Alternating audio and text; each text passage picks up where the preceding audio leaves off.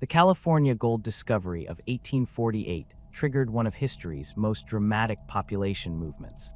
As news spread eastward across America and eventually around the world, the promise of instant wealth captured the imagination of thousands. Newspapers from New York to London filled their pages with tales of gold nuggets simply waiting to be plucked from stream beds by anyone willing to make the journey. The narrative was compelling and straightforward. Travel to California, gather gold, and return home wealthy beyond your wildest dreams. Gold, gold, gold from the American river, proclaimed Samuel Brannan, a merchant who stood to profit handsomely from the rush as he waved a bottle of gold dust through the streets of San Francisco in May 1848. His theatrical announcement helped ignite the frenzy that would draw approximately 300,000 people to California between 1848 and 1855. Newspapers across the country seized upon and amplified these stories, with the New York Herald declaring in August 1848 that the accounts of the gold discoveries in California are of such an extraordinary character as would scarcely command belief. The promotional literature that flooded potential gold seekers painted California as an Eden of opportunity. Guidebooks with titles like The Emigrant's Guide to the Gold Mines and The Gold Seeker's Manual promised readers detailed instructions for finding success. These publications often featured crude maps, suggested supply lists, and most importantly, assurances that anyone with determination could succeed. One popular guide claimed that miners were regularly collecting between $30 and $50 worth of gold daily, the equivalent of several $1,000s in today's currency, and approximately 10 times what the average American worker earned. What these promotional materials conspicuously omitted was the reality awaiting the hopeful miners. The actual statistics tell a sobering story. Less than 5% of those who participated in the gold rush achieved significant wealth. For the overwhelming majority, the experience brought financial hardship, physical suffering, and profound disappointment. The disconnect between expectation and reality could hardly have been more severe. The journey itself represented the first harsh reality check. Those traveling overland from the eastern United States faced a grueling 2,000-mile trek across plains, mountains, and deserts. The route was littered with abandoned possessions as travelers progressively lightened their loads to continue the journey.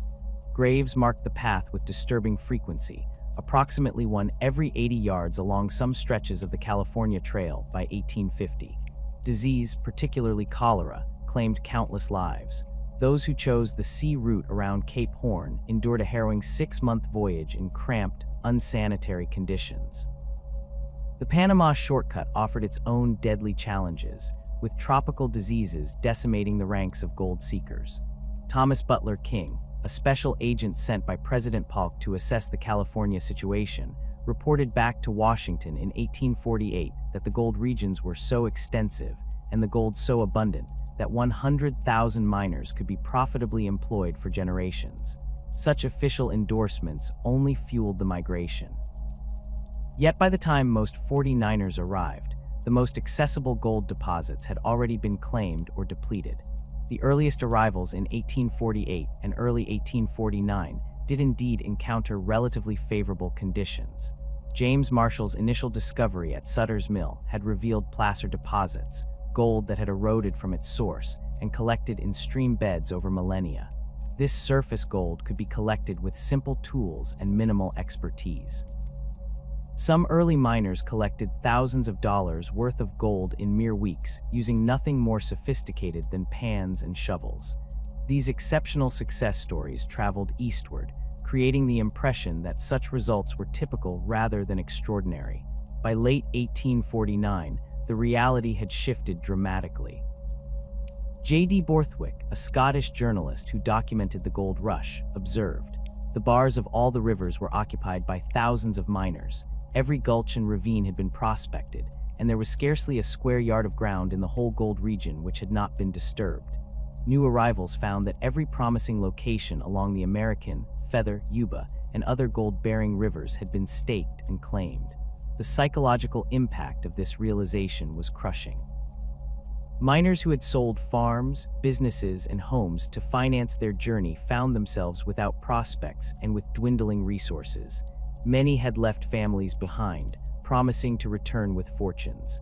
Letters home often masked the true conditions, as pride prevented miners from admitting failure.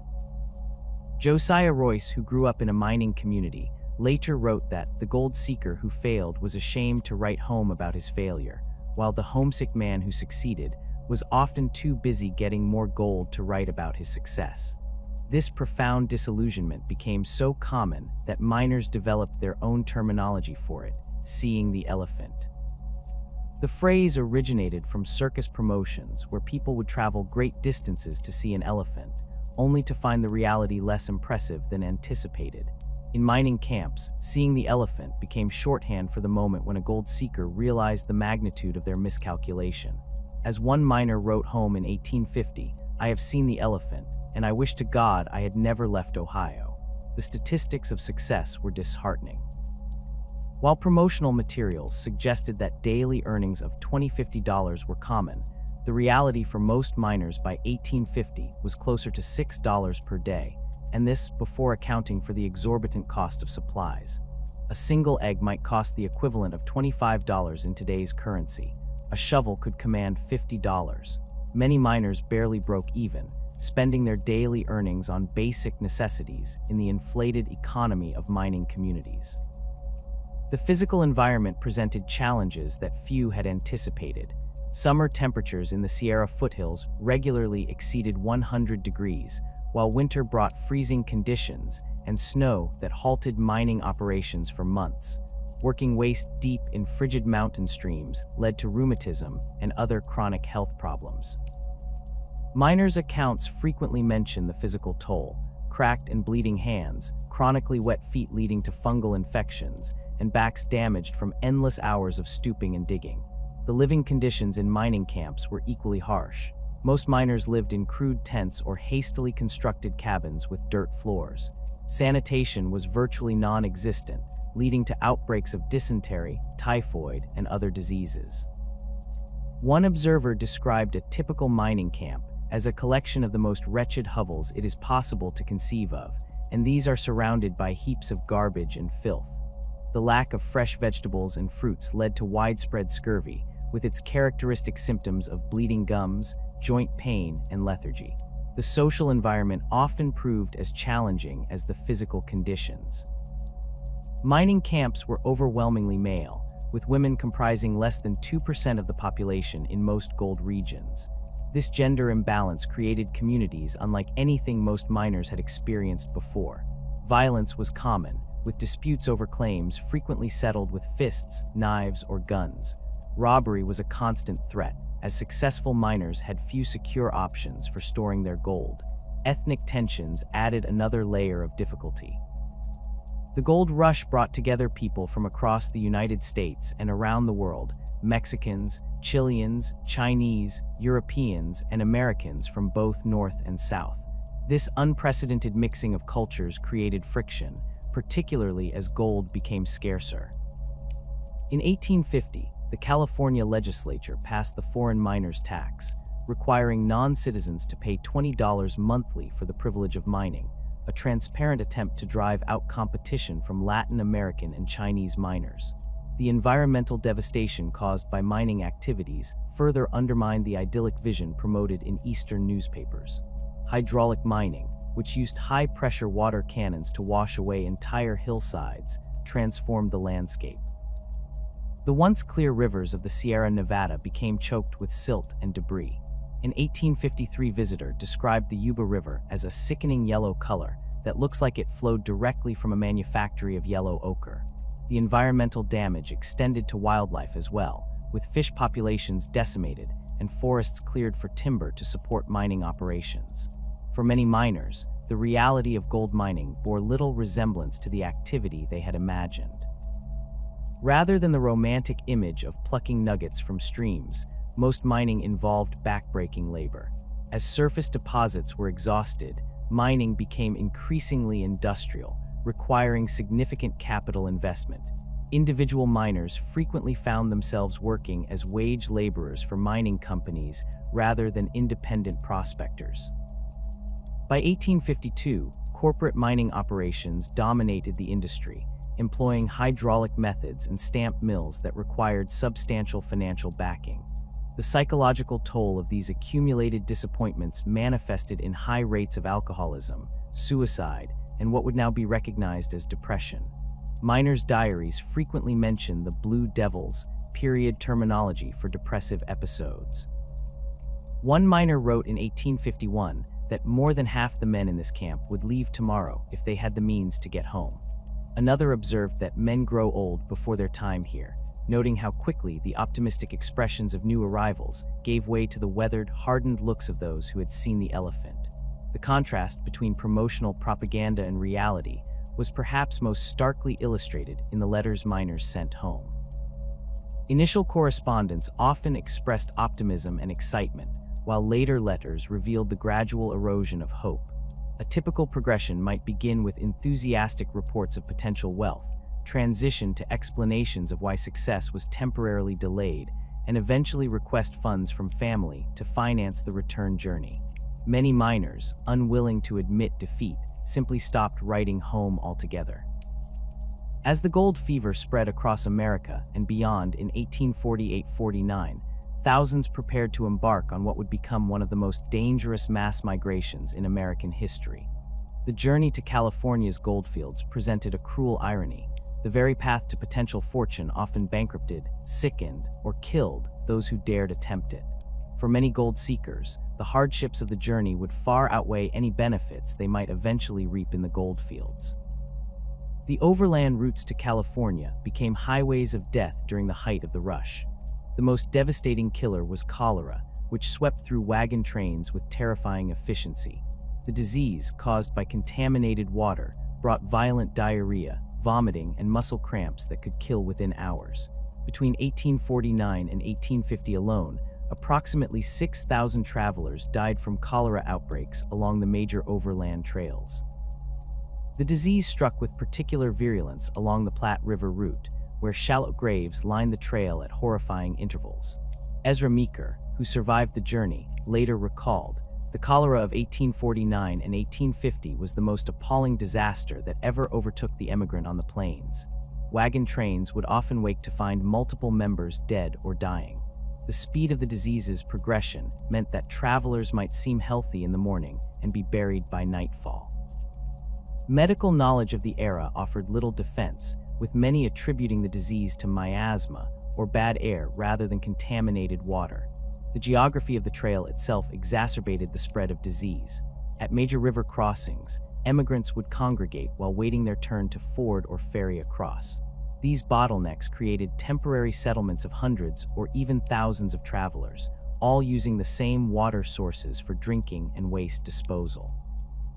The Platte River crossing near present-day Kearney, Nebraska, became notorious as a cholera hotspot, with one observer noting that the graves were so thick you could walk from one to the other for miles. Disease wasn't the only killer on the trails. Accidents claimed countless lives as inexperienced travelers attempted to navigate treacherous mountain passes and river crossings. Wagons overturned, drownings were common, and firearms accidents regularly occurred among people unaccustomed to frontier conditions. Weather posed another lethal threat, with early or late-season travelers facing blizzards in the Sierra Nevada mountains. The Donner Party tragedy of 1846-47, in which nearly half of the 87 members died after becoming snowbound, remained fresh in public memory, yet many gold seekers still risked late-season crossings. For those who chose sea routes to California, different but equally daunting dangers awaited. The voyage around Cape Horn represented one of the most formidable maritime journeys possible. Stretching more than 15,000 miles from eastern ports, the journey took between 5 and 8 months in vessels that were often overcrowded and ill-suited for the rigors of rounding South America's southern tip. The mortality rate on these voyages averaged 10%, with deaths from scurvy, typhus, and accidents being commonplace. The Cape Horn route subjected travelers to some of the world's most dangerous waters. The meeting of Atlantic and Pacific currents created massive waves and unpredictable conditions that tested even experienced sailors. Passenger diaries describe waves crashing over ships' decks, constant dampness below decks, and the terror of storms that could last for weeks. One passenger wrote that his ship was tossed about like a cork for 17 consecutive days during a Cape Horn storm, with most passengers too seasick to leave their bunks. The physical conditions aboard these vessels defied modern imagination. Passengers typically slept in narrow bunks stacked 3 high in communal quarters with minimal ventilation. Privacy was non-existent, sanitation facilities were primitive, and fresh food disappeared within weeks of departure. Salt pork, hardtack, and increasingly stale water formed the staple diet. As one passenger grimly noted, "The biscuit crawled and the beef walked," referring to the weevils and maggots that inevitably infested the ship's provisions. The alternative sea route via Panama offered a shorter journey, but came with its own deadly challenges. This route required crossing the disease-ridden Isthmus of Panama, where yellow fever and malaria claimed thousands of lives. The crossing itself was a nightmare of logistics. Passengers disembarked on the Atlantic side, traveled upriver by canoe, then continued by mule or on foot through dense jungle before reaching the Pacific coast to await another ship. The entire process could take months if Pacific side vessels were scarce. The financial costs of these journeys represented another form of hardship that has received less historical attention but ruined countless lives. The typical overlander spent between $200 and $500 outfitting their journey, equivalent to 6 months, to a year's wages for the average American worker of the time. This sum purchased a wagon, oxen or mules, food supplies, tools, weapons, and other necessities. Many sold farms, businesses, or homes to finance their journey, essentially betting their entire financial future on gold rush success. Sea passage represented an equally significant investment. Steerage passage around Cape Horn cost approximately $150–300, while cabin class might cost $500 or more. The Panama route, though shorter, was more expensive, with total costs often exceeding $500 when including overland transit across the isthmus and the frequently inflated prices of Pacific side passage. These figures represented substantial sums in an era when skilled workers earned perhaps $1–2 daily. The financial devastation extended beyond the initial outlay. Many travelers exhausted their funds before reaching California, finding themselves stranded in Panama or stuck at outposts along the overland trails. Others arrived in San Francisco or Sacramento with empty pockets, having spent their last dollars on the final legs of their journey. William Swain, whose gold rush experience was documented by historian J.S. Holliday, wrote to his wife, "I arrived in Sacramento with 50 cents in my pocket and debts of $60 to fellow travelers who helped me complete the journey." This financial precariousness meant that many gold seekers began their mining careers already in debt, often working first to repay travel loans rather than accumulating wealth. The situation was exacerbated by the inflated prices in California, where the cost of living exceeded Eastern standards by 400–500%. A new arrival might spend a month's potential mining earnings simply establishing basic shelter and acquiring necessary tools. The sea journey to California transformed not only the passengers, but also the maritime landscape of San Francisco itself. As ships arrived in the bay, entire crews, from captains to cabin boys, deserted to seek their fortunes in the goldfields.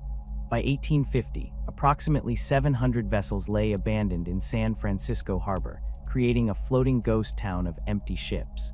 Some vessels were repurposed as storage facilities, hotels, or even jails as the city struggled to accommodate the flood of arrivals. The Albany, a 400-ton ship, was dragged ashore and converted into a tavern and boarding house, while the Niantic became one of San Francisco's first hotels. This mass desertion created a maritime crisis, as ships scheduled to depart lacked crews to sail them. Captains offered increasingly exorbitant wages, up to $250 per month compared to the standard $12, yet still struggled to retain sailors. The situation became so dire that some ships resorted to kidnapping sailors from other vessels or drugging men in waterfront taverns to conscript them as crew, reviving the old practice of shanghaiing that would become notorious in later decades. The psychological impact of these journeys left lasting scars on those who survived them. Many travelers kept journals that began with optimistic entries about adventure and opportunity, only to transition to accounts of suffering, death, and disillusionment.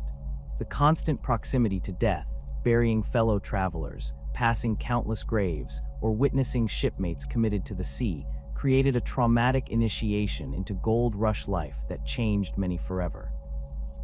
For those who chose the overland route, the journey typically began with the spring thaw, allowing approximately 4 to 5 months to cross the continent before winter snows made mountain passages impassable.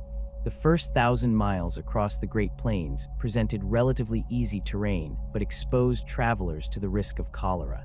As wagon trains approached the Rocky Mountains, the challenges intensified.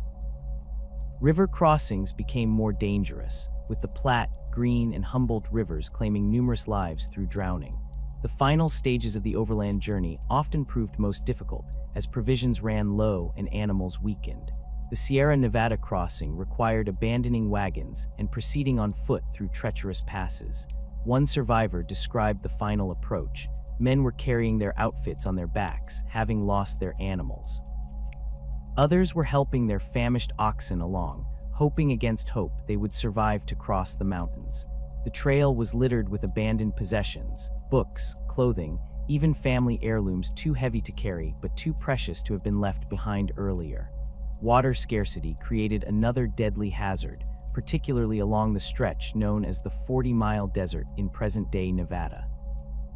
This waterless expanse between the Humboldt and Carson rivers became a graveyard for animals and sometimes humans. Crossing typically occurred at night to avoid the scorching daytime temperatures, but even so, the trail was marked by animal carcasses and abandoned wagons. One traveler counted 953 dead horses and mules, 1,061 dead cattle, and 797 abandoned wagons along this stretch alone in 1850. The sea routes presented different but equally severe hardships. Cape Horn passages were notoriously rough, with ships sometimes spending weeks attempting to round the Horn against contrary winds and currents. Passenger Samuel Upham described his ship's struggle. For 27 days we beat about in sight of the Horn, sometimes gaining a few miles, then losing ground and finding ourselves further from our goal than before. Storms could drive ships far off course, adding weeks or even months to already lengthy voyages. The Panama crossing, while avoiding Cape Horn's dangers, subjected travelers to tropical diseases that killed thousands. The isthmus, just 50 miles wide, became a bottleneck where travelers often waited weeks for Pacific side passage. During these delays, yellow fever and malaria swept through the waiting crowds. The town of Chagres on the Atlantic side became particularly notorious, with one observer describing it as a place to die in, not to live. The mortality rate for the Panama route during peak migration years approached 15%, higher even than the dreaded Cape Horn passage. For those who survived the journey, arrival in California often brought the crushing realization that their financial resources were exhausted before their gold seeking had even begun. John Hovey, who arrived in 1850, wrote, "I have reached the promised land at last, but find myself without a dollar to my name and owing $85 to a fellow passenger who lent me money in Panama. The streets are filled with men in similar circumstances, all seeking work to earn enough to reach the mines." This financial exhaustion forced many arrivals to delay their mining ambitions while working at whatever jobs they could find in San Francisco or Sacramento. Wages for manual labor were relatively high, $10–16 daily for skilled work compared to $1–2 in the East, but the cost of living consumed most earnings. A simple meal in a San Francisco restaurant might cost $5, while a month's rent for a small room could exceed $100. These economic realities meant that many gold seekers never accumulated enough capital to properly outfit themselves for mining. The journey's hardships created a natural selection process that influenced California's early development. Those who completed the journey had demonstrated extraordinary persistence, adaptability, and often ruthlessness, qualities that would shape the territory's evolution.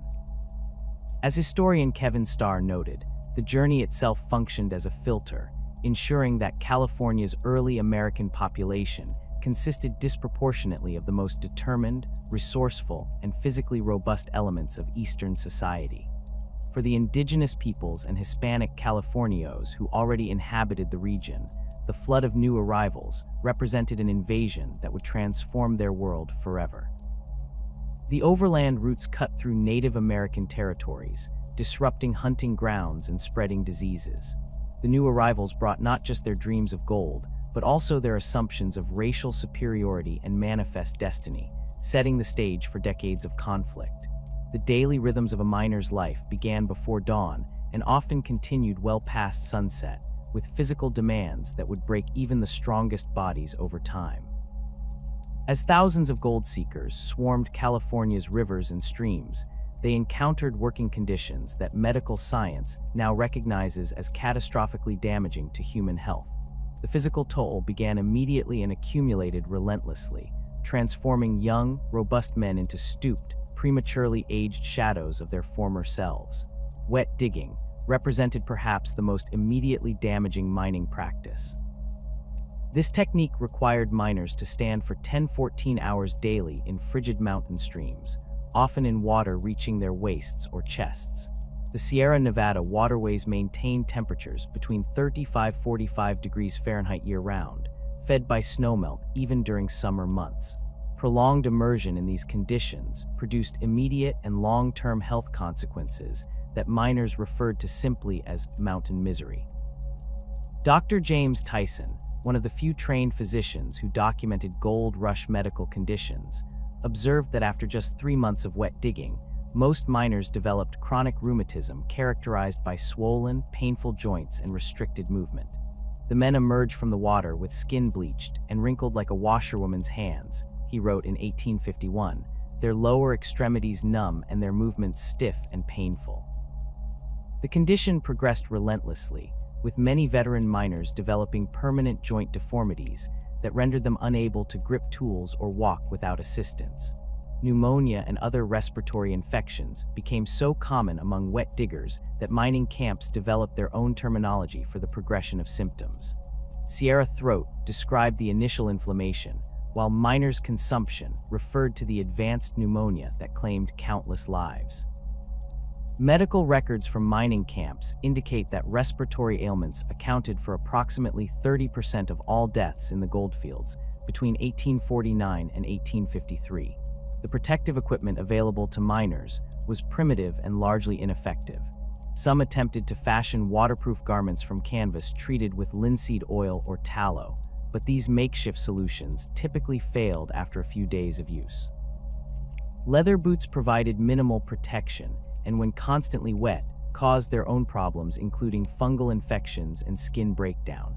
Many miners simply worked barefoot in summer months, exposing themselves to cuts, parasitic infections, and frostbite from the cold water.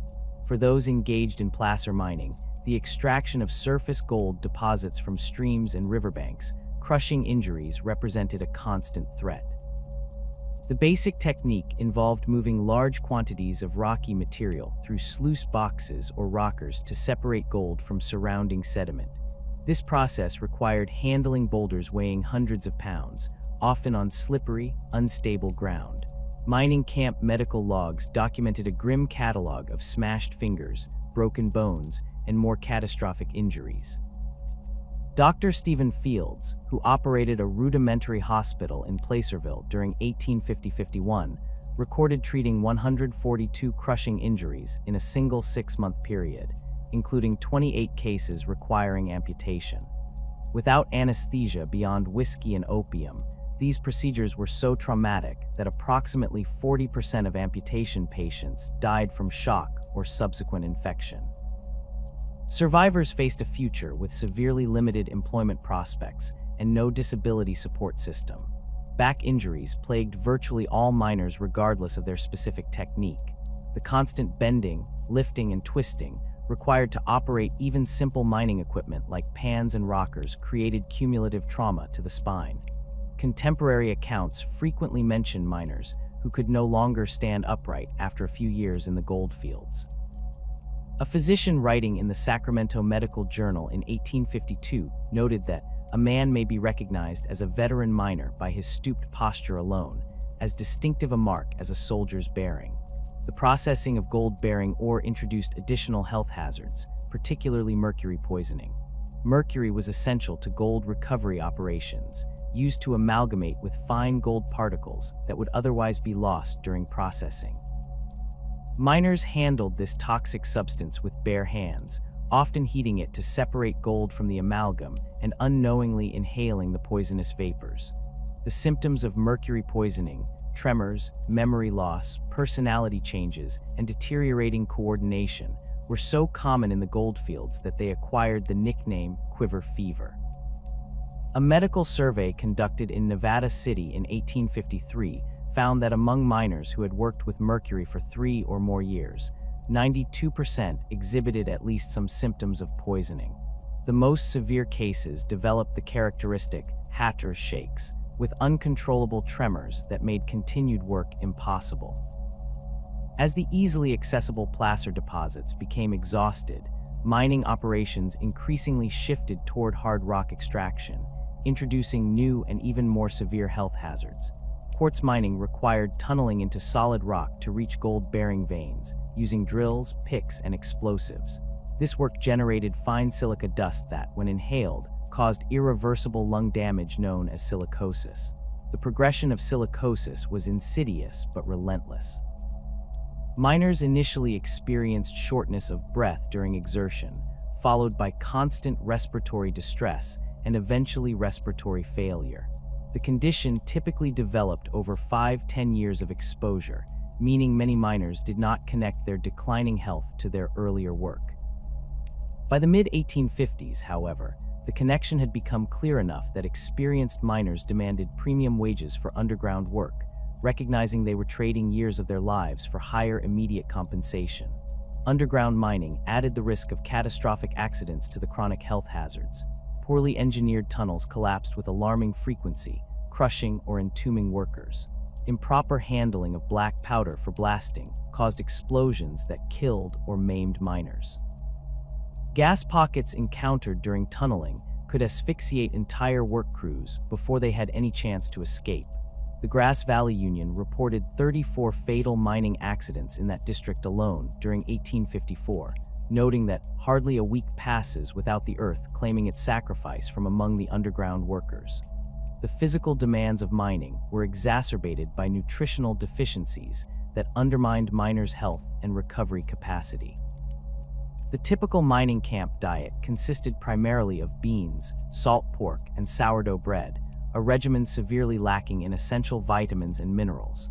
Fresh vegetables were so scarce that they commanded extraordinary prices when available, with a single onion selling for the equivalent of a day's mining wages in remote camps. Scurvy became endemic throughout the goldfields, with its characteristic symptoms of bleeding gums, joint pain, and impaired wound healing. Some entrepreneurial individuals recognized the opportunity this presented and transported fresh produce to mining regions at enormous profit. One particularly successful example was John Potato Brown, who made a fortune not from gold but from growing and selling potatoes to scurvy-afflicted miners at prices reaching $1 per pound. The combination of physical trauma, toxic exposure, and nutritional deficiency created a population of miners who aged at an accelerated rate. Visitors to the goldfields frequently commented on the weathered appearance of men who, according to their stated age, should have been in their prime. Journalist Bayard Taylor, visiting California in 1849, observed that men who arrived just 6 months previous looking hale and youthful now appear bent and gray, with deeply lined faces that speak of suffering beyond their years. What made these physical hardships particularly devastating was the near total absence of adequate medical care in mining regions. During the early rush years of 1848–50, trained physicians were extraordinarily scarce, with perhaps one qualified doctor for every 8,000 miners. This scarcity created opportunities for charlatans and self-proclaimed doctors, whose treatments often caused more harm than the original injuries or illnesses.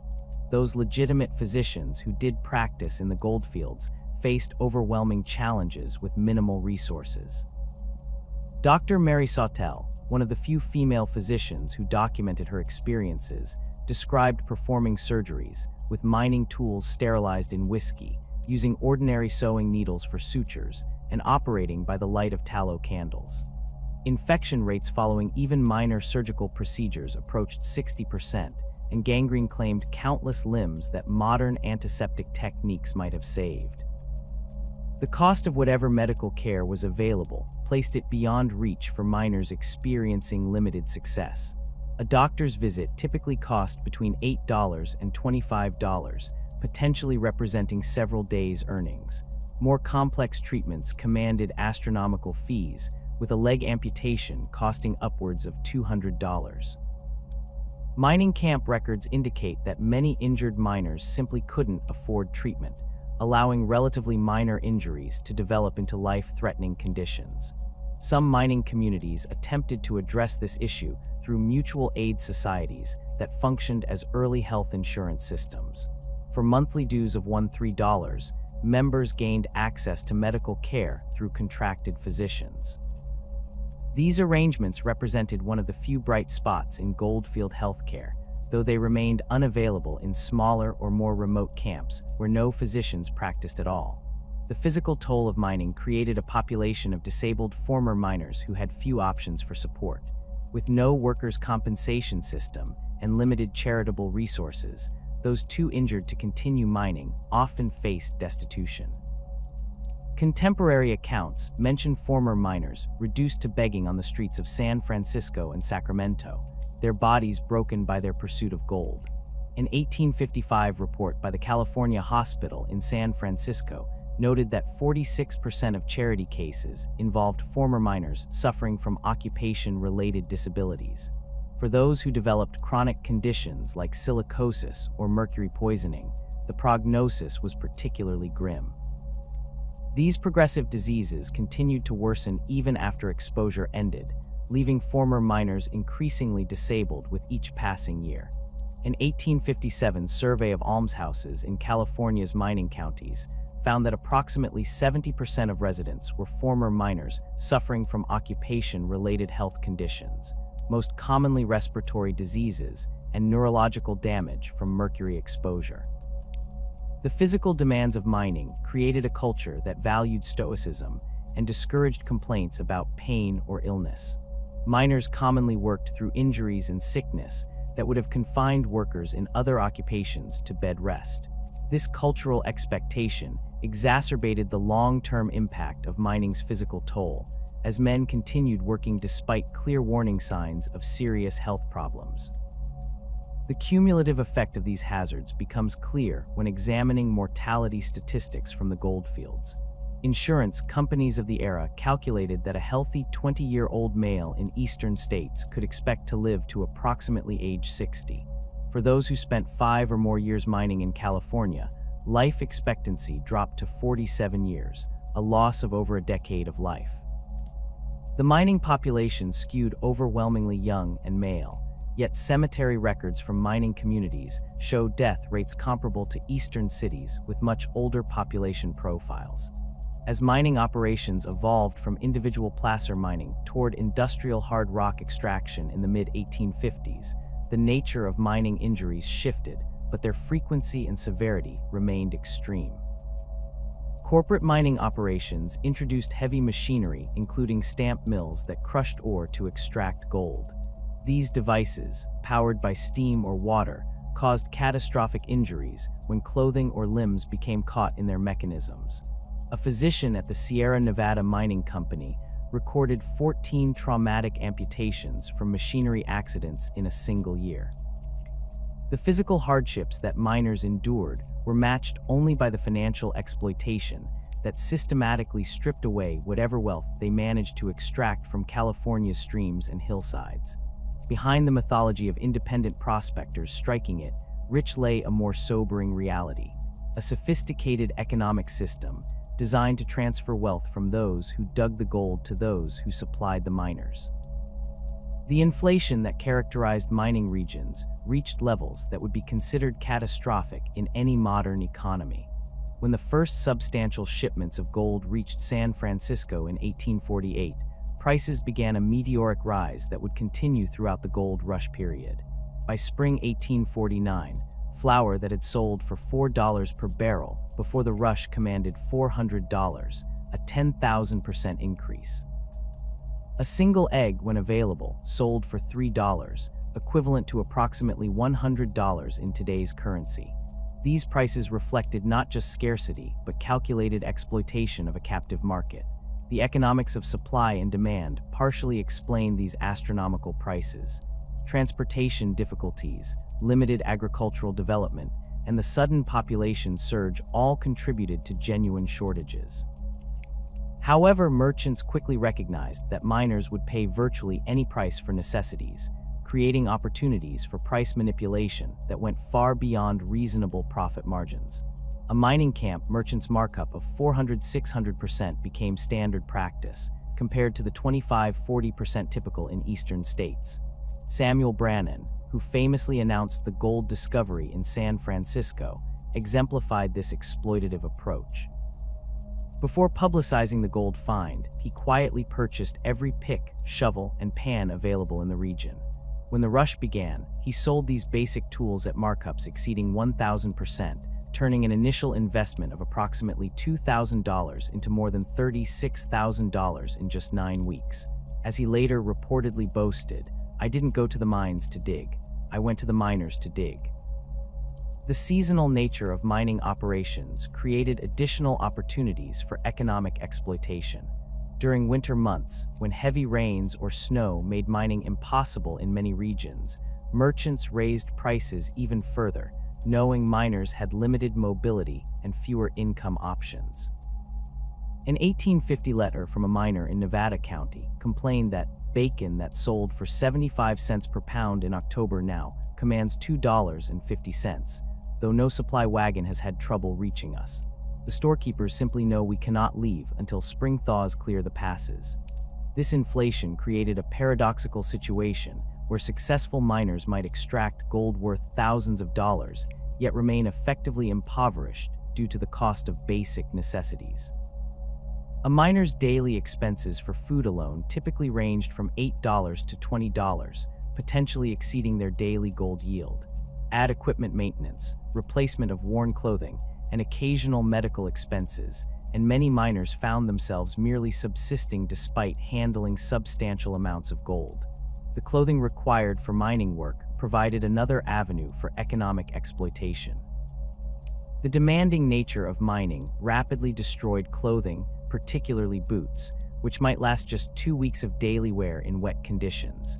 A quality pair of boots cost between $50 and $100 in mining regions, representing a week's successful mining for most.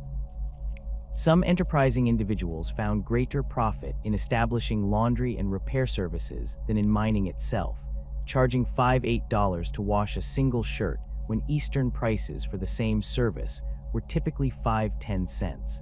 Housing costs in established mining towns reached levels that forced many miners to live in crude shelters regardless of their success.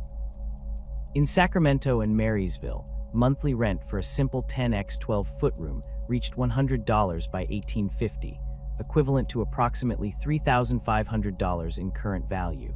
Even canvas tents rented for $20–40 weekly in prime locations. These costs pushed miners toward increasingly marginal campsites, often in disease-prone lowlands or flood-susceptible riverbanks. For miners who exhausted their initial funds before achieving success, the predatory lending practices that flourished in mining regions created cycles of debt that many never escaped. With no banking regulations and desperate demand for capital, interest rates of 10% per month became standard, equating to a 120% annual rate that would be illegal under modern usury laws.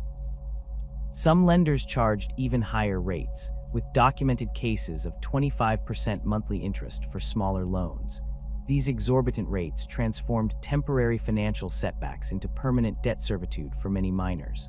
A loan of $100 to replace stolen equipment or survive a period of illness would require $250 to repay just 1 year later.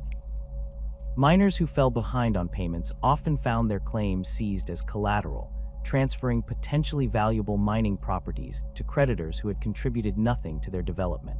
The absence of established banking institutions in early mining regions exacerbated these predatory practices. Miners had few secure options for storing their gold, leading many to carry their entire wealth on their persons or in their tents, creating prime targets for theft. When formal banking finally reached mining regions, it arrived with practices designed to extract maximum profit from the miners' precarious financial situation. Adams and Company, one of the first banking operations in the goldfields, charged 5% simply to hold deposits and another 3% when funds were withdrawn, effectively an 8% fee for basic banking services that were provided at minimal cost in eastern states. When several major gold rush banks collapsed in the financial panic of 1855, thousands of miners lost their entire savings with no recourse or government protection. The equipment required for increasingly sophisticated mining operations created another avenue for economic exploitation. As surface placer deposits became exhausted by 1851-52, miners needed more complex equipment to reach deeper gold-bearing gravels. A basic long tom cost $5,100, while more elaborate hydraulic equipment could cost thousands. Miners who couldn't afford these investments found themselves working as wage laborers for better capitalized operations, earning $3–5 daily, while the claim owners captured the majority of the value their labor produced. Monopolistic control of mining supplies became increasingly common as the gold rush progressed.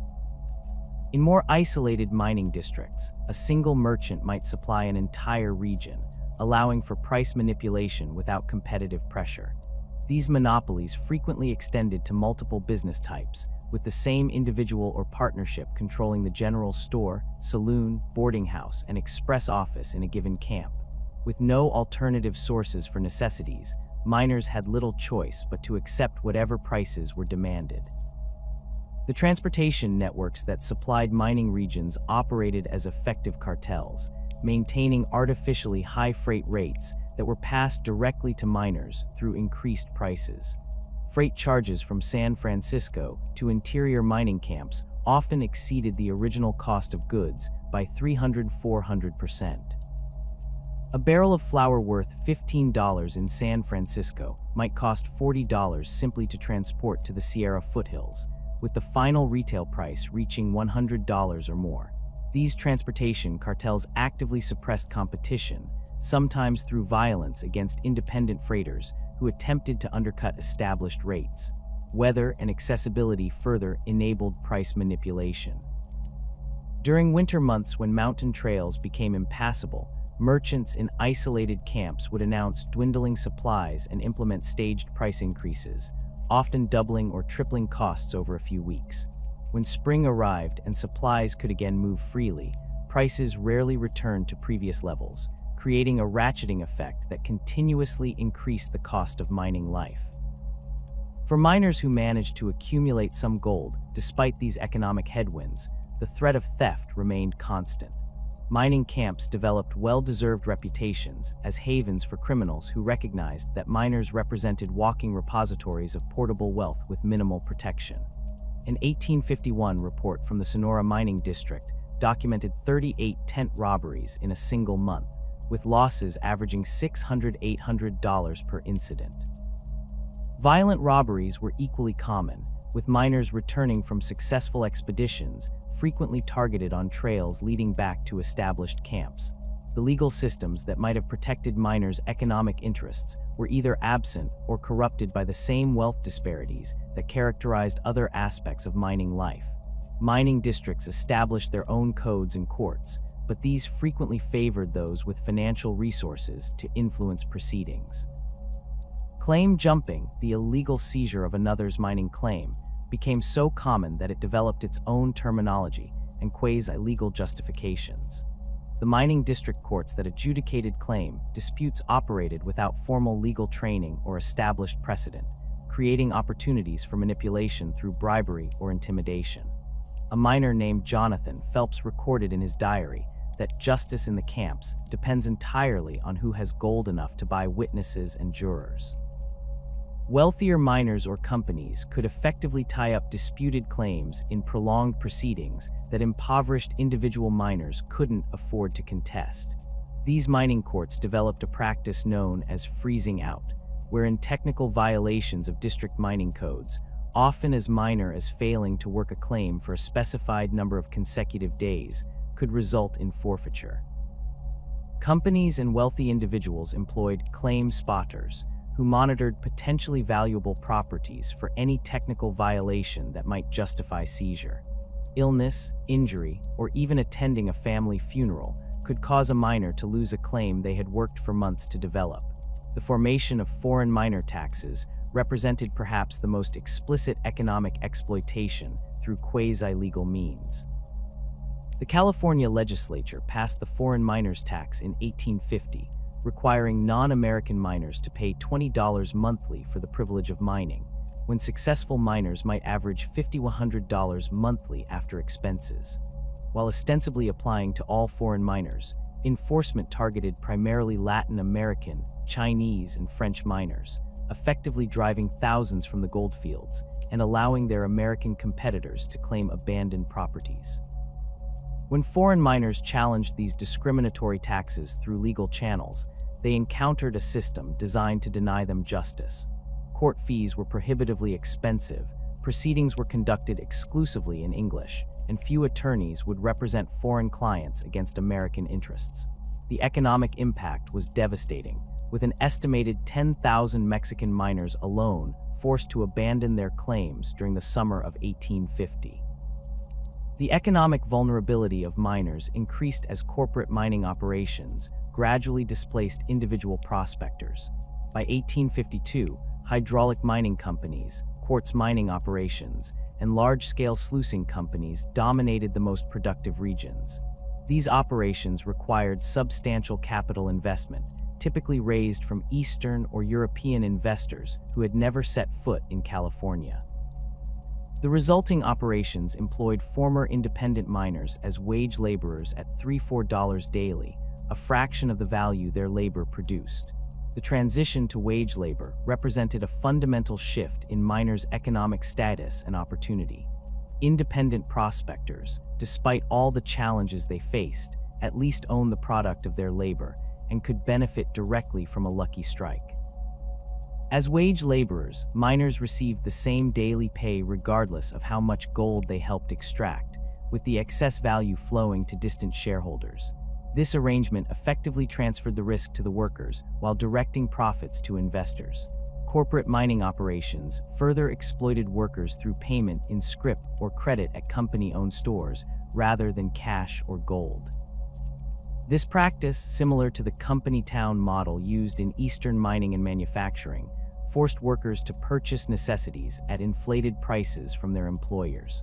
A worker paid $4 daily might receive only $2 in cash and $2 in store credit, with the credit portion subject to markups of 5,100% on basic goods.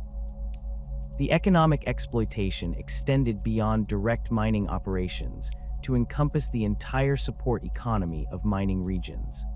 Assay offices, which evaluated and purchased raw gold from miners, frequently used manipulated scales and undervalued gold content, skimming 5–15% from miners who lacked the technical knowledge to challenge their assessments. Express companies charged exorbitant rates to transport gold to San Francisco or deliver letters and packages from home, with fees often reaching 25% of the value transported. Even recreational activities in mining camps operated as extraction mechanisms targeting miners' earnings. Gambling establishments employed professional card sharps who used marked cards and sleight-of-hand techniques to separate miners from their gold.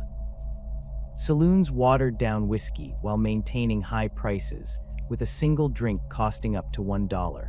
Prostitution flourished at prices that extracted maximum profit from miners starved for female companionship, with rates of $5,100 for an evening being common in established camps.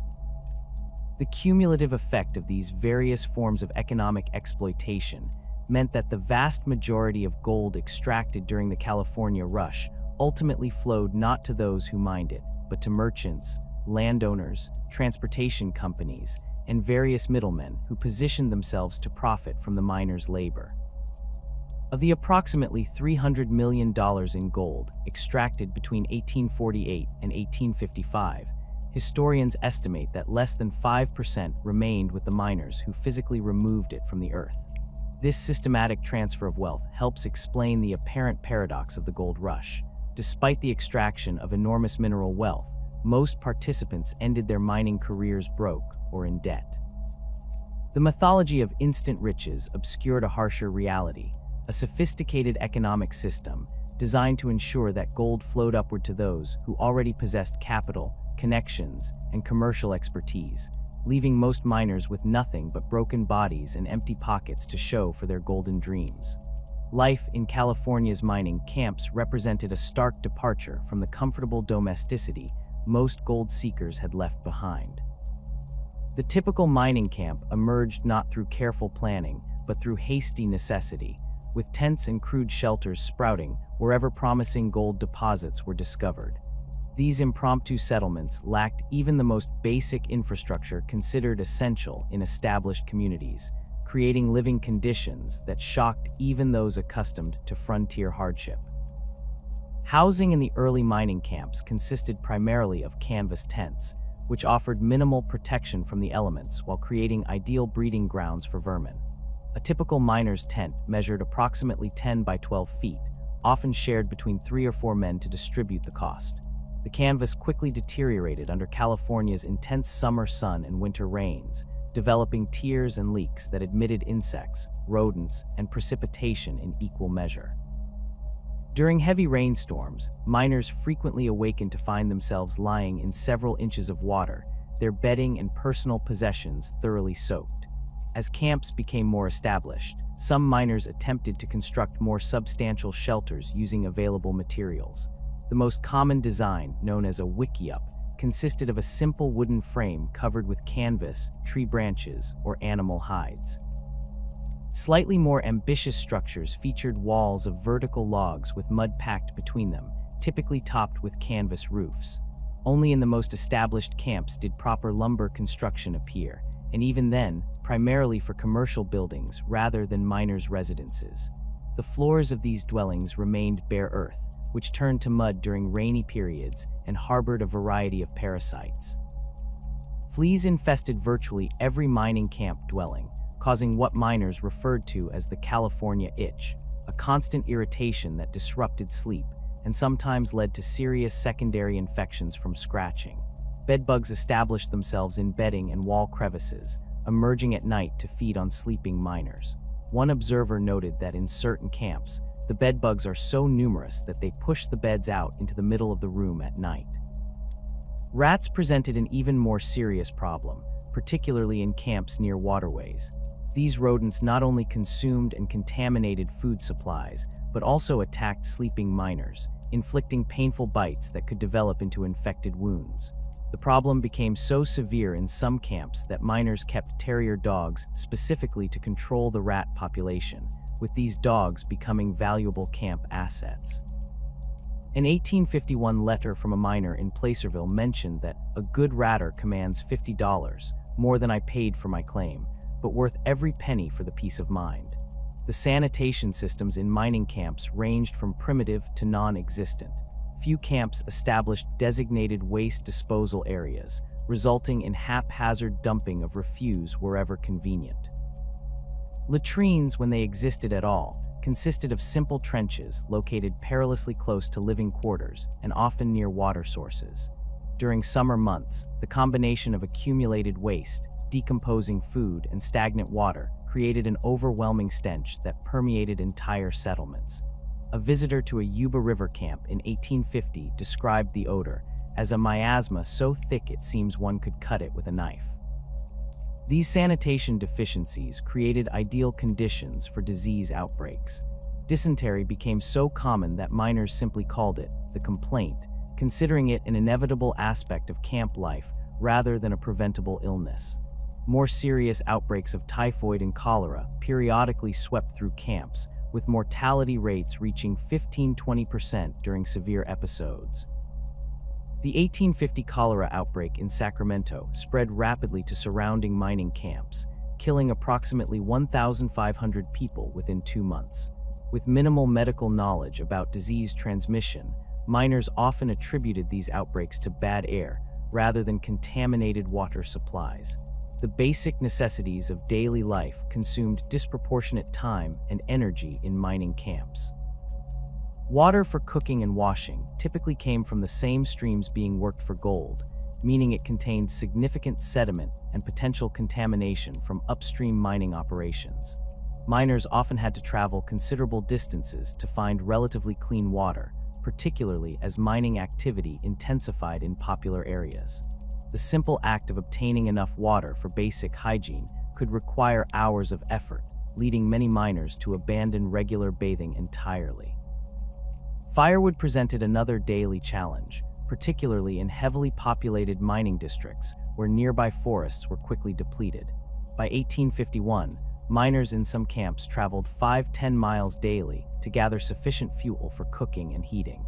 This task became especially burdensome during winter months, when wet conditions made it difficult to find dry wood and increased the amount needed to maintain minimal comfort in drafty shelters. The physical labor required to chop and transport firewood added to the already exhausting demands of mining itself.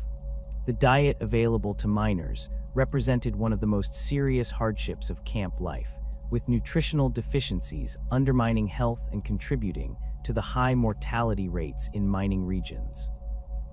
The staples of camp cuisine remained remarkably consistent throughout the gold rush period. Beans, salt pork, and bread or hardtack, supplemented occasionally with game when hunting proved successful.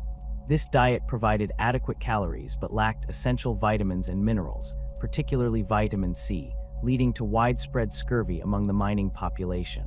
The preparation of even these simple foods presented challenges in camp conditions. Cooking typically occurred over open fires, with equipment limited to a cast iron skillet, a coffee pot, and perhaps a Dutch oven if the miner was particularly well equipped. During rainy periods, when fires became difficult to maintain, many miners resorted to eating cold food rather than struggling with wet fuel and exposed cooking areas. The resulting monotony of diet became a common complaint in miners' letters home, with one writing that, "I have eaten beans at every meal for so many months that I fear I shall sprout them from my ears." Fresh fruits and vegetables, which might have prevented the nutritional deficiencies plaguing miners, remained scarce luxuries in most camps. When available at all, they commanded extraordinary prices. $1 for a single apple or onion was not uncommon in remote camps. Some entrepreneurial individuals recognized this market opportunity and established small garden plots near stable mining communities. But transportation limitations meant that most camps, particularly those in higher elevations, had virtually no access to fresh produce for months at a time. The first symptoms of scurvy, bleeding gums, joint pain, and easy bruising appeared so frequently that miners developed their own terminology for the progression of the disease. Soft teeth referred to the loosening of teeth in receding gums, while mountain joints described the characteristic joint pain and swelling. By 1851, medical authorities estimated that up to 10,000 miners suffered from scurvy, with several hundred deaths directly attributable to the condition. When lime juice finally became available in some camps as a preventative measure, it sold for $1 per ounce, an exorbitant price that many miners couldn't afford. The psychological impact of this dietary monotony extended beyond the physical health consequences. Miners frequently mentioned food obsessions in their diaries and letters, with detailed descriptions of meals they hoped to enjoy upon returning home. One miner wrote in 1850, "I dream of my mother's apple pies and wake with the taste still in my mouth, only to face another breakfast of beans and salt pork. I would trade an ounce of gold for a single slice at this moment." These food fantasies represented not just physical cravings, but homesickness and longing for the comforts of domestic life.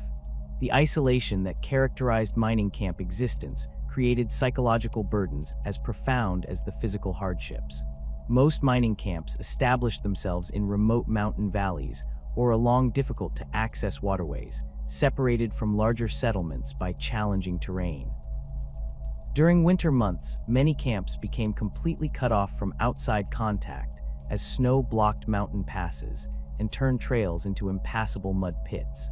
This geographic isolation translated into devastating information deprivation for men accustomed to regular news from the wider world. Mail delivery to mining regions operated sporadically at best, with remote camps sometimes going months without any communication from outside. When mail finally arrived, it took on almost sacred significance, with miners abandoning their claims to gather around as letters were distributed. Those who received letters often read them aloud to groups of men starved for news from home. A miner named William Swain recorded reading a single letter from his wife 17 times before reluctantly returning to work, noting that her words are the only thing keeping my spirit from breaking entirely. For those who received no mail, the disappointment could be crushing. Miners frequently described watching others receive letters while they themselves were overlooked, creating moments of profound loneliness amid the crowded camps. Some men walked miles to neighboring camps when mail deliveries were expected there, hoping their letters had been misrouted.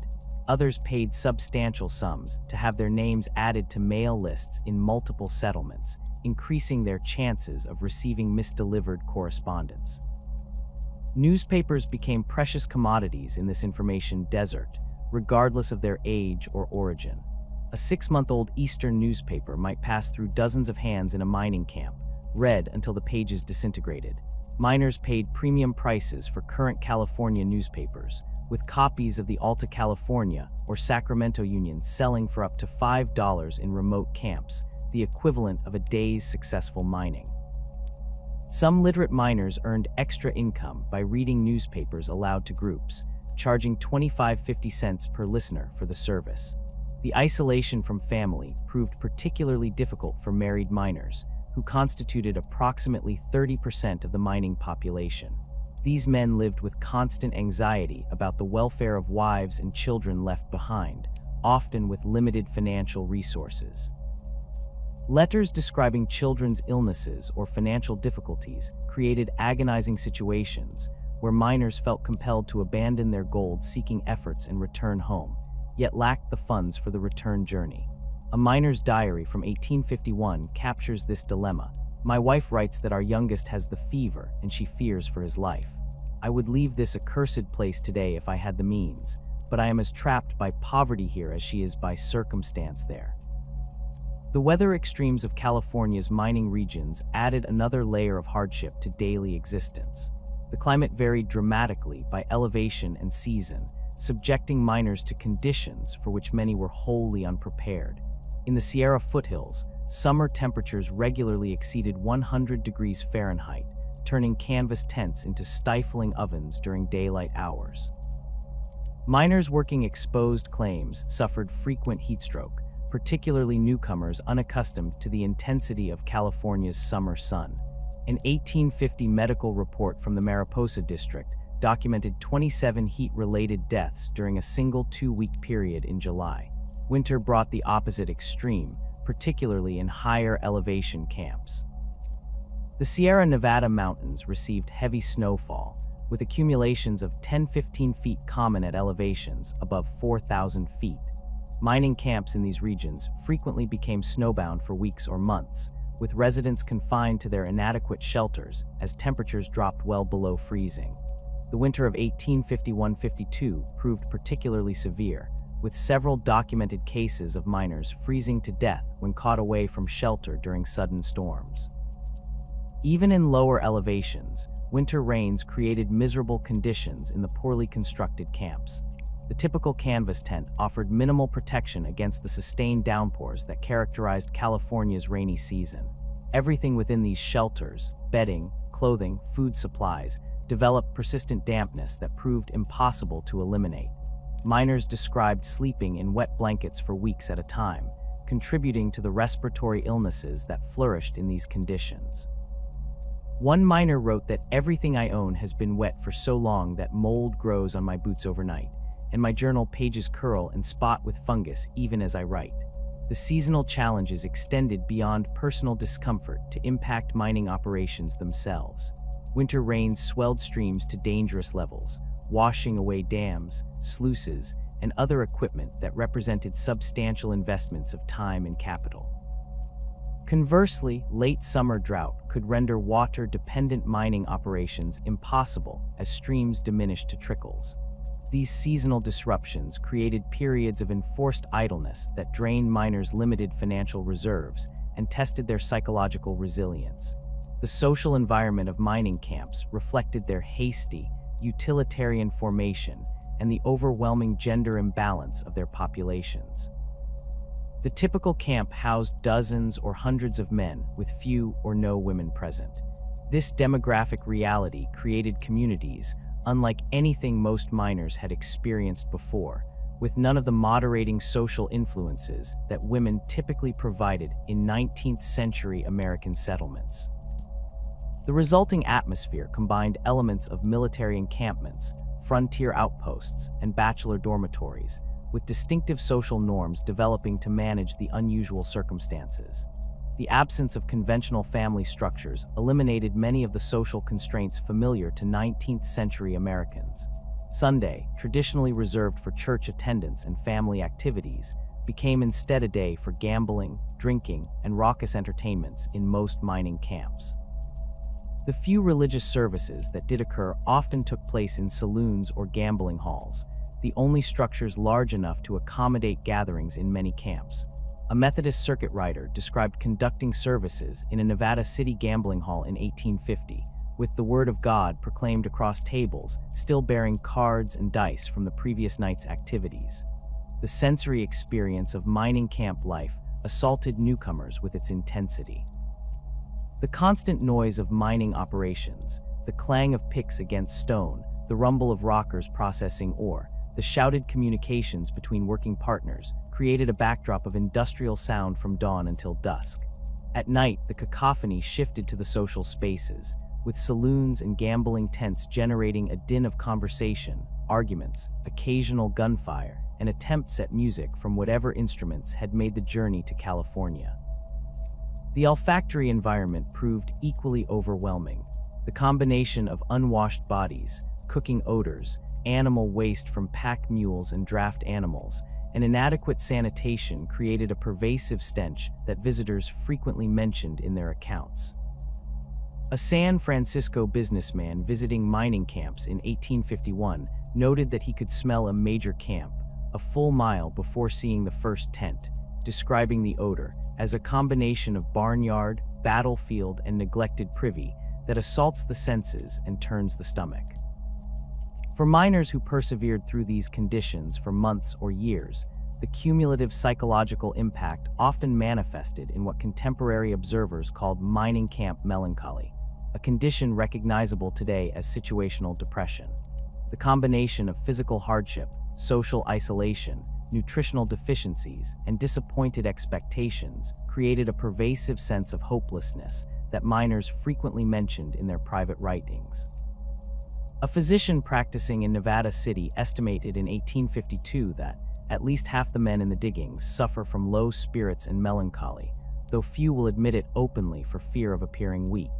In the rapidly established mining communities that dotted California's gold country, formal law enforcement remained conspicuously absent. The vacuum of authority created conditions where disputes were settled through immediate action rather than legal process.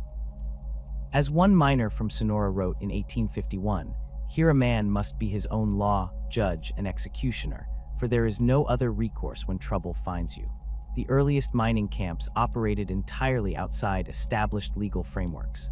When California became American territory in 1848, the military governor appointed alcaldes in major settlements, but their authority rarely extended to remote mining regions. In this legal vacuum, miners developed their own extralegal system of governance through miners' courts, ad hoc tribunals convened to address specific disputes or crimes. These miners' courts operated on simple, direct principles that prioritized efficiency over procedural justice. When a dispute or crime occurred, miners would gather, elect a presiding officer and jury from among themselves, hear brief testimony, and render immediate judgment. Punishment, when deemed necessary, followed swiftly, often within hours of the verdict. A typical miner's court might last less than a day from assembly to execution of sentence. The miners' court at Dry Diggings established the template for this rough justice in January 1849, when 3 men were accused of theft. After a brief trial lasting approximately 2 hours, all 3 were found guilty. The punishment was immediate, whipping for 2 defendants considered less culpable, while the third was hanged from an oak tree within sight of the camp. This incident gave the settlement its early nickname of Hangtown, reflecting the harsh justice that characterized these proceedings. The procedural elements of miners' courts varied widely between camps, but certain patterns emerged. Most allowed the accused to speak in their own defense and call witnesses. However, formal rules of evidence did not exist, and hearsay testimony was commonly accepted. The standard of proof remained nebulous, with guilt determined by majority vote among jurors selected on the spot. These jurors typically had no legal training and often harbored pre-existing biases against certain defendants, particularly those of different ethnic backgrounds. The punishments available to miners' courts ranged from fines and banishment to corporal punishment and execution. For property crimes, whipping became the standard penalty, typically 39 lashes, a number derived from biblical tradition.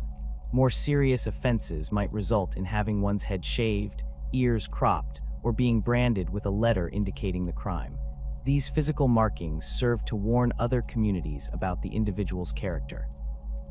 For capital crimes, hanging represented the universal punishment, carried out immediately after the verdict to avoid any possibility of escape or rescue. The absence of appeals processes or higher judicial authority meant that miners' courts operated with absolute finality. Once a verdict was rendered and punishment administered, no mechanism existed to review or reverse the decision, regardless of new evidence or procedural concerns. This finality, combined with the speed of proceedings, created a system where miscarriages of justice occurred with disturbing frequency. Claim disputes represented the most common type of conflict addressed by these extra-legal courts. The basic mining regulations established by district meetings specified claim sizes and working requirements, but ambiguities inevitably arose. Boundary disputes occurred frequently, particularly when a claim proved unusually productive. The typical mining claim measured 10 by 10 feet for dry diggings, or 100 feet of stream bed for river claims, but markers could be moved or mistakenly reinterpreted when gold was discovered. The violence that erupted from these claim disputes ranged from fistfights to premeditated murder. In 1851, the Marysville Herald reported 17 killings directly attributed to claim disputes in Yuba County alone during a 6-month period. The actual number was likely much higher, as many deaths in remote areas went unreported or were attributed to other causes. Miners commonly carried weapons while working their claims, prepared for confrontations that might arise at any moment. The miners' courts handled these property disputes inconsistently. When both parties were Americans of similar background, the courts generally attempted to apply the district's mining codes with some semblance of fairness. However, when disputes involved miners of different nationalities or racial backgrounds, the proceedings frequently favored American claimants regardless of the merits. An 1850 dispute in Calaveras County between American and Chilean miners over a productive claim ended with the court awarding the property to the Americans despite clear evidence that the Chileans had established and worked the claim first. The prevalence of firearms in mining communities ensured that many disputes never reached the miners' courts at all. Confrontations over claim boundaries, water rights, or alleged theft frequently escalated to immediate violence.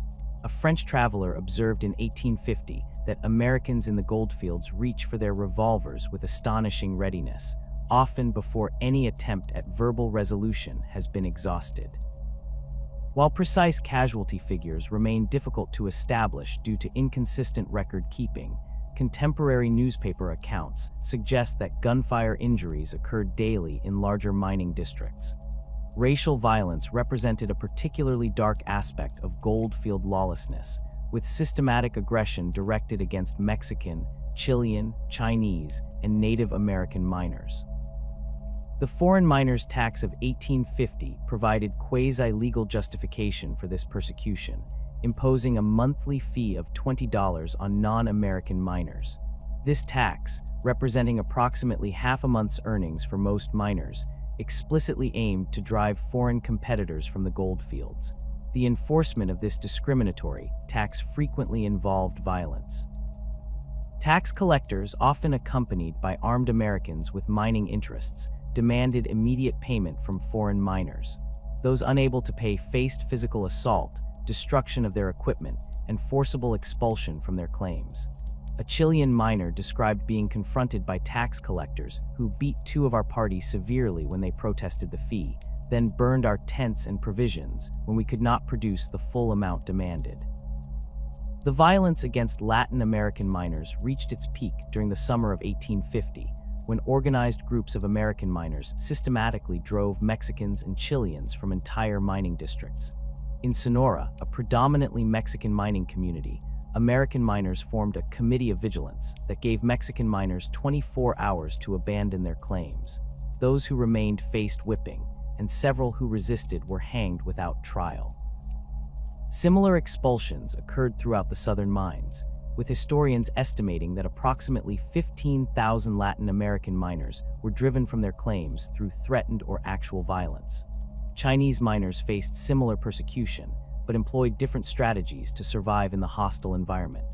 Rather than directly challenging American aggression, Chinese mining companies often reworked abandoned claims or purchased marginally productive properties that Americans considered exhausted. Despite this non-confrontational approach, they still experienced regular violence. An 1852 account from Mariposa County described American miners raiding a Chinese camp, destroying equipment, and forcing the miners to flee without their accumulated gold, allegedly for claim jumping despite evidence that the Chinese had legally purchased the claim from its previous American owners. Native Americans in mining regions faced the most severe violence, as many Americans viewed them not merely as economic competitors, but as obstacles to territorial control. The discovery of gold accelerated the genocidal policies already underway against California's indigenous peoples. Mining communities formed volunteer militias that conducted raids against native villages, often with the stated purpose of punishing alleged theft, but frequently resulting in indiscriminate killing. The Mariposa Battalion, formed in 1851, conducted systematic campaigns against the Miwok and Yokuts peoples, burning villages and killing hundreds to secure mining territories. The state government tacitly supported these actions through the 1850 Act for the Government and Protection of Indians, which established a framework for forcing Native Americans into indentured servitude and denied them legal protections afforded to whites. Governor Peter Burnett explicitly endorsed elimination of indigenous peoples, stating in 1851 that a war of extermination will continue to be waged between the two races until the Indian race becomes extinct. This official sanction emboldened miners to commit violence with impunity, knowing state authorities would not intervene. As mining operations expanded and valuable discoveries continued, professional bandits recognized the opportunity presented by miners transporting gold from remote locations. Highway robbery emerged as a serious threat by 1850, with organized gangs targeting miners traveling between camps and settlements. The most notorious of these, the Tom Bell Gang, operated throughout the central mining districts in 1855-56, reportedly taking over $50,000 in gold dust from miners and gold shipments. Bell, a former medical doctor turned outlaw, employed sophisticated tactics including inside information from saloon contacts who identified miners preparing to transport significant amounts of gold. His gang established lookouts along major trails and coordinated ambushes at remote locations where victims could expect no assistance. The gang's operations became so problematic that Wells Fargo offered a $5,000 reward for Bell's capture in 1856. When conventional law enforcement failed to apprehend him, a vigilante group tracked Bell to a ranch near Firebaug's Ferry and hanged him without trial, ironically applying the same extra-legal justice that characterized the mining camps he had preyed upon. The transportation of gold between mining camps and commercial centers created particularly attractive targets.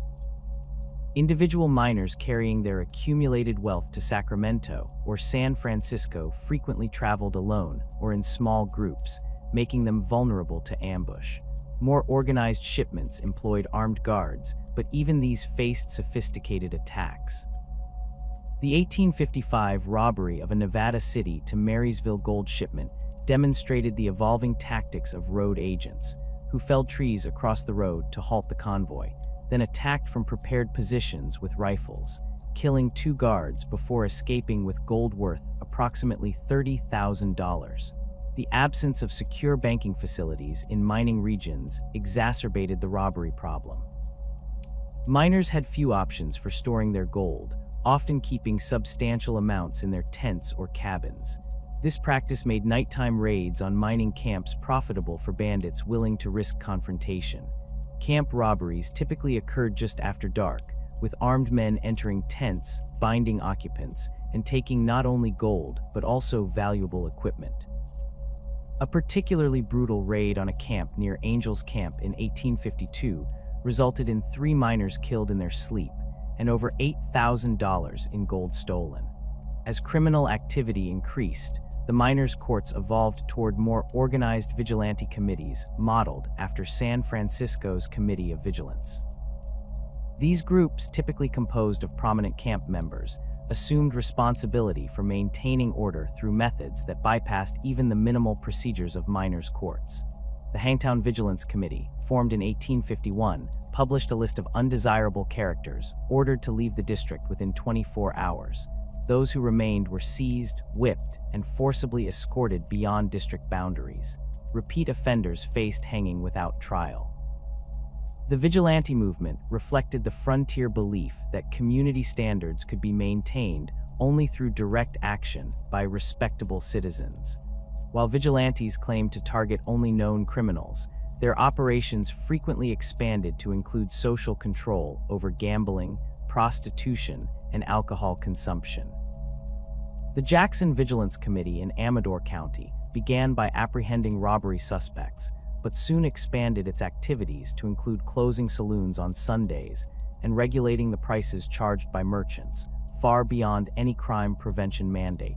The racial dimensions of vigilante justice became increasingly explicit as mining communities developed. Many vigilance committees included explicit white supremacist language in their founding documents. The Columbia Vigilance Committee's charter specified that its purpose included maintaining the supremacy of the American race, in addition to crime prevention. This racial focus meant that accusations against Mexican, Chilean, or Chinese miners received minimal investigation before punishment was administered, while similar accusations against white Americans typically involved more thorough examination of evidence. The violence that characterized mining camp justice reflected not just the absence of formal legal structures, but also the psychological pressures of mining life. Men who had risked everything to reach California, only to face disappointing returns and harsh conditions, often displaced their frustrations onto perceived outsiders or competitors. The resulting vigilante actions provided not only a means of establishing control, but also psychological release for participants. As mining historian Rodman Paul noted, the vigilante movement offered miners a sense of purpose and community at a time when many felt their gold-seeking ambitions slipping away. By 1852, as more organized settlements developed in the goldfields, some communities attempted to transition from vigilante justice to more formal legal structures. Nevada City established a town constable and justice of the peace, while Sonora formed a town council with limited law enforcement authority. These efforts represented important steps toward legitimate governance but faced significant challenges. The same miners who participated in vigilante actions often resisted taxation necessary to support official law enforcement, preferring the no-cost vigilante system that placed the burden of justice on targeted individuals rather than the community. The California state government, established in 1850, theoretically extended legal jurisdiction throughout the mining regions, but practical implementation lagged far behind legal theory. County sheriffs were appointed for newly established mining counties, but these officers typically had minimal staff and covered territories too vast for effective patrol. The sheriff of Cholmondeley County in 1851 had just 2 deputies to cover over 2,000 square miles of mountainous terrain containing dozens of mining camps. Under these conditions, official law enforcement remained reactive rather than preventative, arriving after violence had already occurred. As mining operations shifted from individual placer mining toward more capital-intensive operations by 1853-54, the nature of mining camp violence evolved accordingly.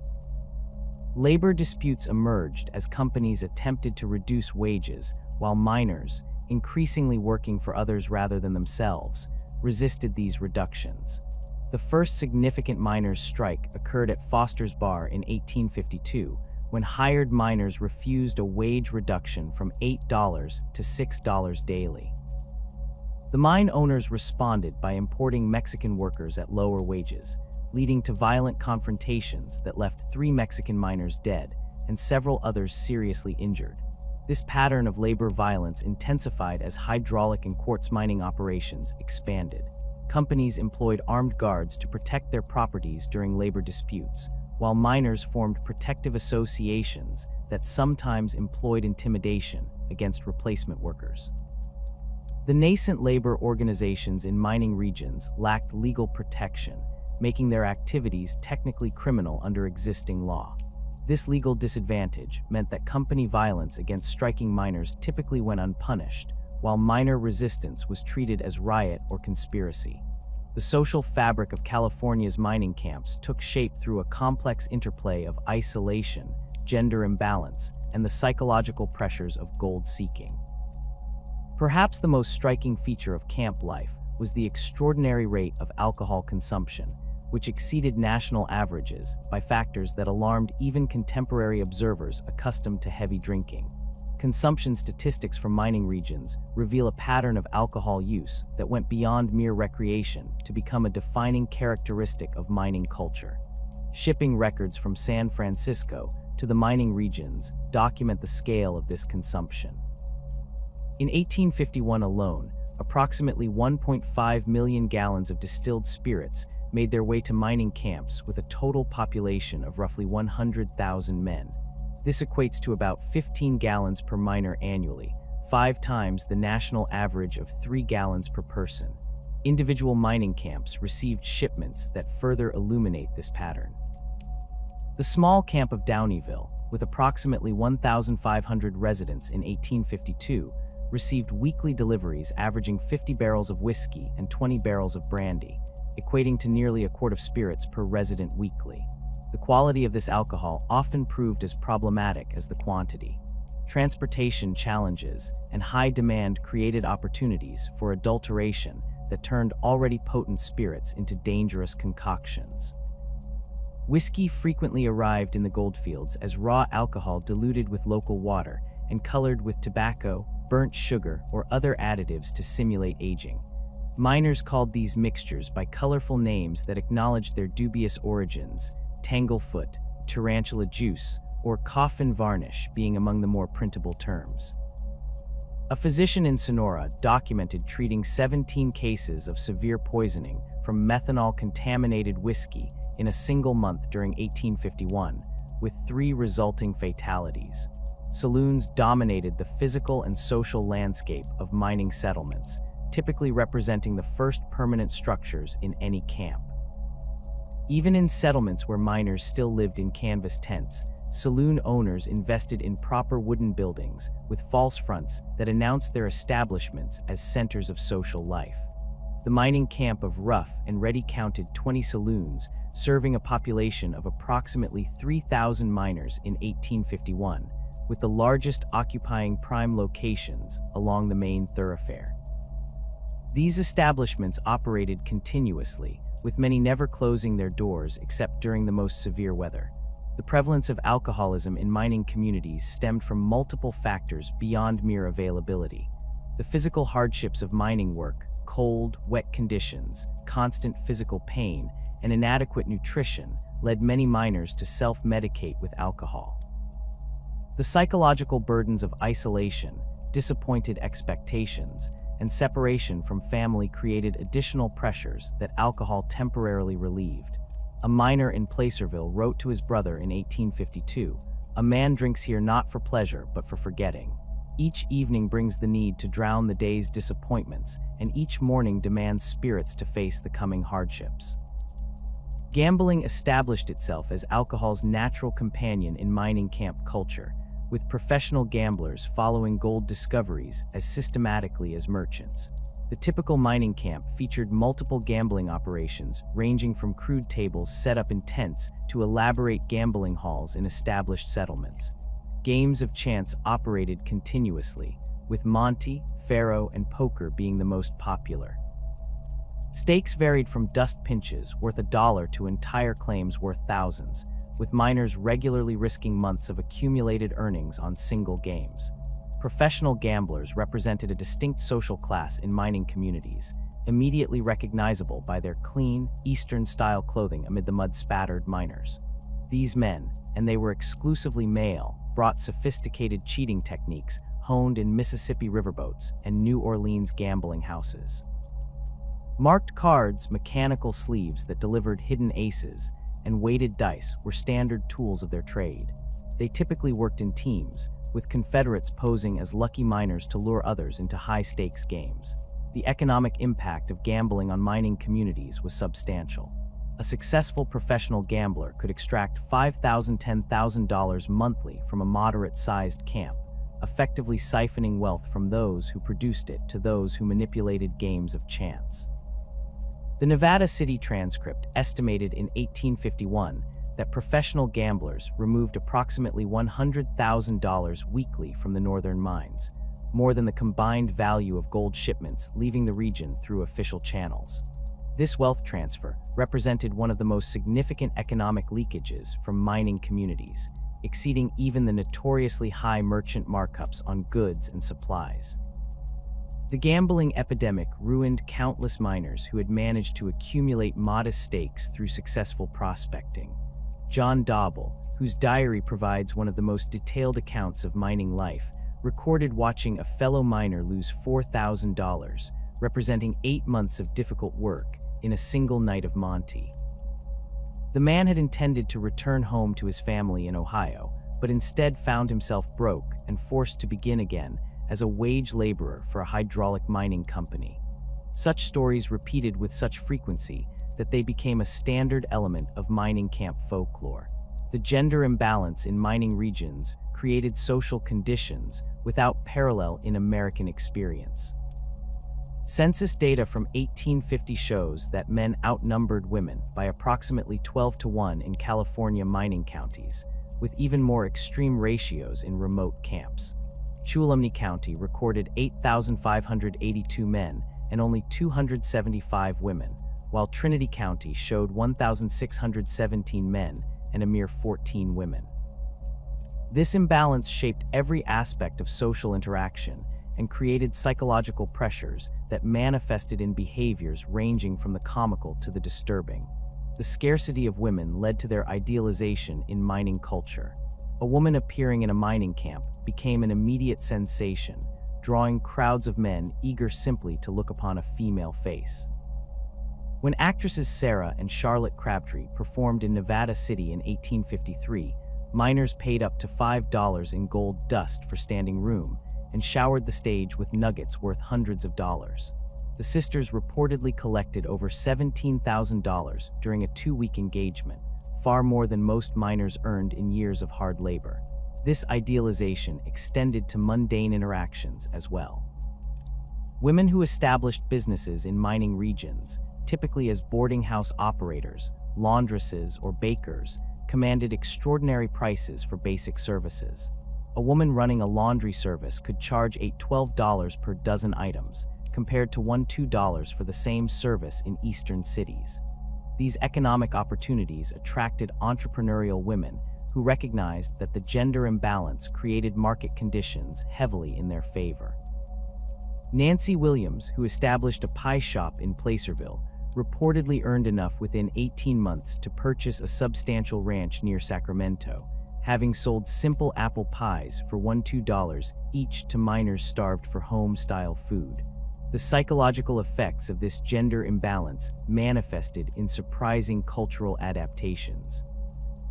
Mining camps regularly held dances despite the absence of female partners, with younger, clean-shaven miners wearing improvised indicators, typically bandanas tied around their arms, to identify themselves as taking the female role. These events, while initially the subject of jokes, became important social rituals that maintained connections to the civilization miners had left behind. A newspaper account from Downeyville described a Christmas dance in 1851 where half the gentlemen present had tied handkerchiefs upon their arms and were addressed by the given names of absent sweethearts and sisters, creating a scene both comic and touching in its earnestness. More troubling expressions of the gender imbalance appeared in the treatment of the few women who did venture into mining regions. The idealization of womanhood created impossible expectations that actual women could rarely satisfy. Women perceived as failing to maintain appropriate feminine virtue faced harsh, sometimes violent social consequences. When a Mexican woman named Josefa was accused of stabbing a miner who had harassed her in Downeyville in 1851, a miners' court quickly convicted her of murder and hanged her the same day, the only woman executed by a California miners' court. The speed and severity of her punishment reflected not just the crime, but the community's sense of betrayal that a real woman had failed to match their idealized image. The absence of traditional family structures led miners to develop surrogate kinship networks that provided some of the support and accountability normally found in families. Mining partnerships frequently evolved beyond simple business arrangements to become deep bonds with familial characteristics. Partners typically shared living quarters, pooled resources beyond mining equipment, cared for each other during illness, and often designated each other as beneficiaries should they die. These relationships developed their own terminology, with long-term partners referred to as pards, a term carrying emotional weight beyond its contractual implications. These partnerships often displayed division of labor reminiscent of traditional marriages. In two-person partnerships, one partner typically assumed responsibility for cooking and maintaining living quarters, while the other handled heavier mining tasks or external business dealings. This domestic specialization emerged naturally from the recognition that camp life required both types of labor, but it also reflected a deeper human need for the structure and comfort of family roles. As one miner wrote to his sister in 1850, "Morris and I have fallen into an arrangement much like you and your husband. He keeps our tent in order and prepares meals while I do the heavier digging. We joke that we are married now in all but name, and indeed I depend upon him more than I ever thought to depend on any man." The psychological importance of these surrogate families became most evident during illness or injury. Without formal medical facilities in most camps, partners provided essential care during health crises. Mining diaries frequently describe partners taking turns maintaining claim work while also nursing ill companions, sometimes for weeks or months during serious illnesses. These arrangements represented not just practical necessity, but deep emotional bonds. When deaths occurred, surviving partners often went to extraordinary lengths to fulfill final wishes, transporting bodies hundreds of miles for burial in specified locations, or delivering personal effects to distant family members at considerable personal expense. The social isolation of mining life created psychological pressures that manifested in rates of depression and suicide far exceeding national averages. Contemporary accounts frequently mention the blue devils that plagued miners, a period term for depressive episodes characterized by loss of motivation, withdrawal from social interaction, and preoccupation with home and family. These episodes typically intensified during winter months when mining operations slowed and holiday seasons heightened awareness of separation from loved ones. The Christmas and New Year period became particularly dangerous for miners' mental health, with suicide rates spiking during these traditionally family-oriented celebrations. Newspaper accounts document the psychological toll of mining isolation. The Placer Times reported 15 suicides in Sacramento and surrounding mining camps during December 1850 alone, noting that most victims left notes mentioning unbearable homesickness and disappointed expectations. The method frequently involved alcohol, with miners drinking themselves to death in deliberate, extended binges that community members recognized as suicidal but felt powerless to stop. Other miners simply wandered into wilderness areas during winter storms, their bodies discovered only after spring thaws, deaths that might have been accidents but were often understood by contemporaries as deliberate surrenders to despair. The coping mechanisms miners developed to address these psychological pressures reveal much about the social environment of the camps. Letter writing became an almost ritualistic activity, with miners dedicating substantial time and resources to maintaining connections with distant homes. The cost of postage, typically 40 cents per half ounce to eastern states, equivalent to several hours of mining labor, did not deter men from writing regularly. Some miners kept detailed journals explicitly intended for family reading upon their return, creating narratives that connected their isolated experiences to the homes and relationships they had left behind. The environmental devastation caused by gold mining operations represented perhaps the most enduring legacy of the California gold rush. While miners focused on immediate wealth extraction, they unleashed forces that would transform California's landscapes for generations to come. By 1853, hydraulic mining operations had begun to reshape entire watersheds, creating environmental damage on a scale previously unseen in American history. Hydraulic mining emerged as miners exhausted easily accessible placer deposits and sought ways to process larger volumes of gold-bearing gravel economically. The technique involved directing high-pressure water through canvas hoses and metal nozzles called monitors against hillsides containing ancient river gravels. These monitors, capable of producing water pressure exceeding 5,000 pounds per square inch, literally washed away entire mountains. The North Bloomfield Mining Company's operation in Nevada County used monitors that discharged up to 50,000 cubic feet of water per hour, with sufficient force to kill a man at 200 yards.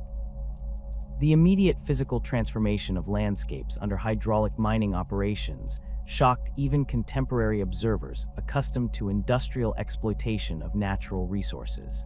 Hills that had stood for millennia disappeared within months.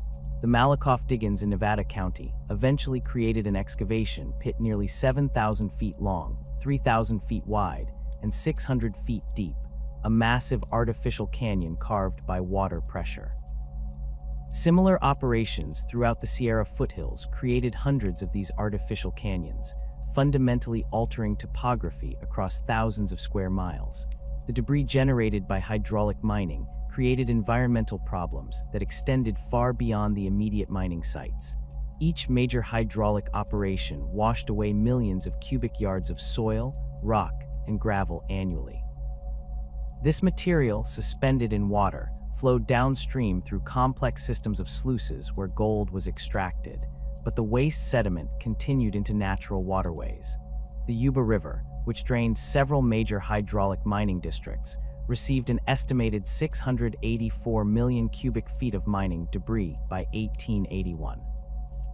This sediment, equivalent to 40,000 modern dump truck loads, didn't simply disappear, it moved inexorably downstream toward the Sacramento Valley.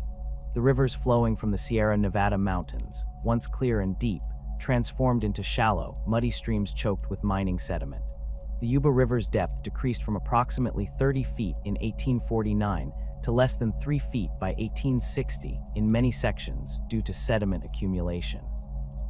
Similar conditions affected the Bear, American, and Feather rivers, all major tributaries of the Sacramento River system. Contemporary accounts describe these waterways as flowing mud rather than rivers, with water so thick with suspended sediment that fish died en masse and riverboat navigation became impossible. The ecological consequences of this sedimentation were immediate and severe. Salmon and steelhead populations, which had been abundant enough to serve as dietary staples for both Native American populations and early miners, collapsed as spawning gravels were buried under feet of mining debris. The fine sediment suffocated fish eggs and destroyed the aquatic insect populations that supported the entire river food web.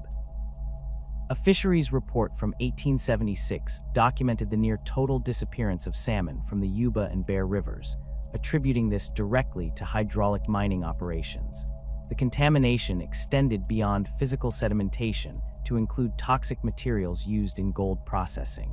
Mercury played an essential role in gold recovery, used to amalgamate with fine gold particles that would otherwise be lost during processing. Hydraulic mining operations typically placed mercury in sluice boxes where flowing water carried gold-bearing sediment across copper plates coated with the liquid metal. The mercury captured gold particles, forming an amalgam that miners later separated by heating, which vaporized the mercury and left the gold behind. This process released enormous quantities of mercury into the environment through both direct loss and atmospheric deposition. Miners used approximately 30 pounds of mercury per sluice box daily, with significant amounts washing downstream. Studies of sediment cores from San Francisco Bay reveal mercury concentrations up to 50 times background levels in layers corresponding to peak hydraulic mining periods. Modern estimates suggest that between 3,000 and 8,000 tons of mercury entered California's watersheds during the hydraulic mining era, a toxic legacy that continues to affect aquatic ecosystems today. The mercury contamination created health hazards that extended far beyond mining regions. As mercury moved downstream, it underwent biological transformation into methylmercury, a compound that bioaccumulates in the food chain.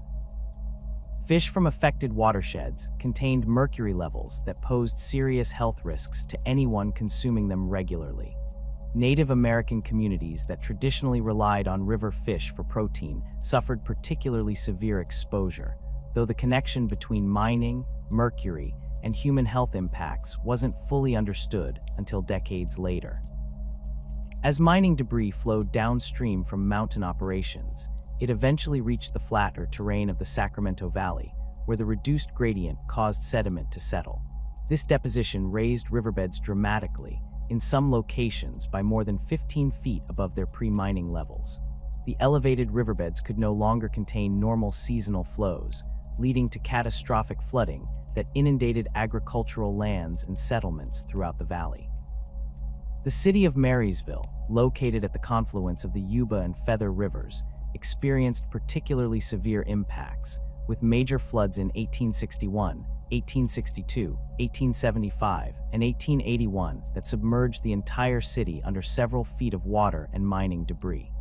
The flooding created a particularly cruel irony for farmers who had established agricultural operations in the fertile Sacramento Valley. Many of these farmers had initially come to California as miners, but finding limited success in the goldfields, had turned to agriculture as a more reliable livelihood. Now they found their fields repeatedly buried under mining sediment from the very industry they had abandoned. A single flood could deposit 3 to 6 feet of coarse, infertile sediment across previously productive farmland, rendering it useless for agriculture. The scale of agricultural damage became apparent in an 1878 survey that documented approximately 39,000 acres of once fertile farmland completely buried under mining debris, and another 14,000 acres severely damaged. The economic loss represented by this agricultural destruction exceeded $2.6 million, a figure that continued to grow with each successive flood. Unlike the mining companies responsible for the damage, these farmers had invested in permanent improvements and could not simply abandon their land when conditions deteriorated. The conflict between agricultural and mining interests grew increasingly bitter throughout the 1870s. Farmers formed anti-debris associations that lobbied for legislative relief while filing lawsuits against hydraulic mining operations. The mining companies responded by creating their own political organization, the Hydraulic Miners Association, which argued that their established industry deserved precedence over newer agricultural development.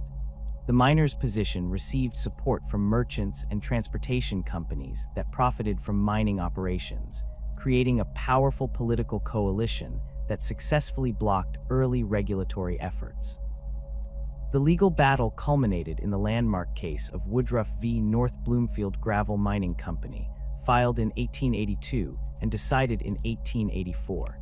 This case, commonly known as the Sawyer decision, after Judge Lorenzo Sawyer, who issued the ruling, represented a turning point in American environmental law.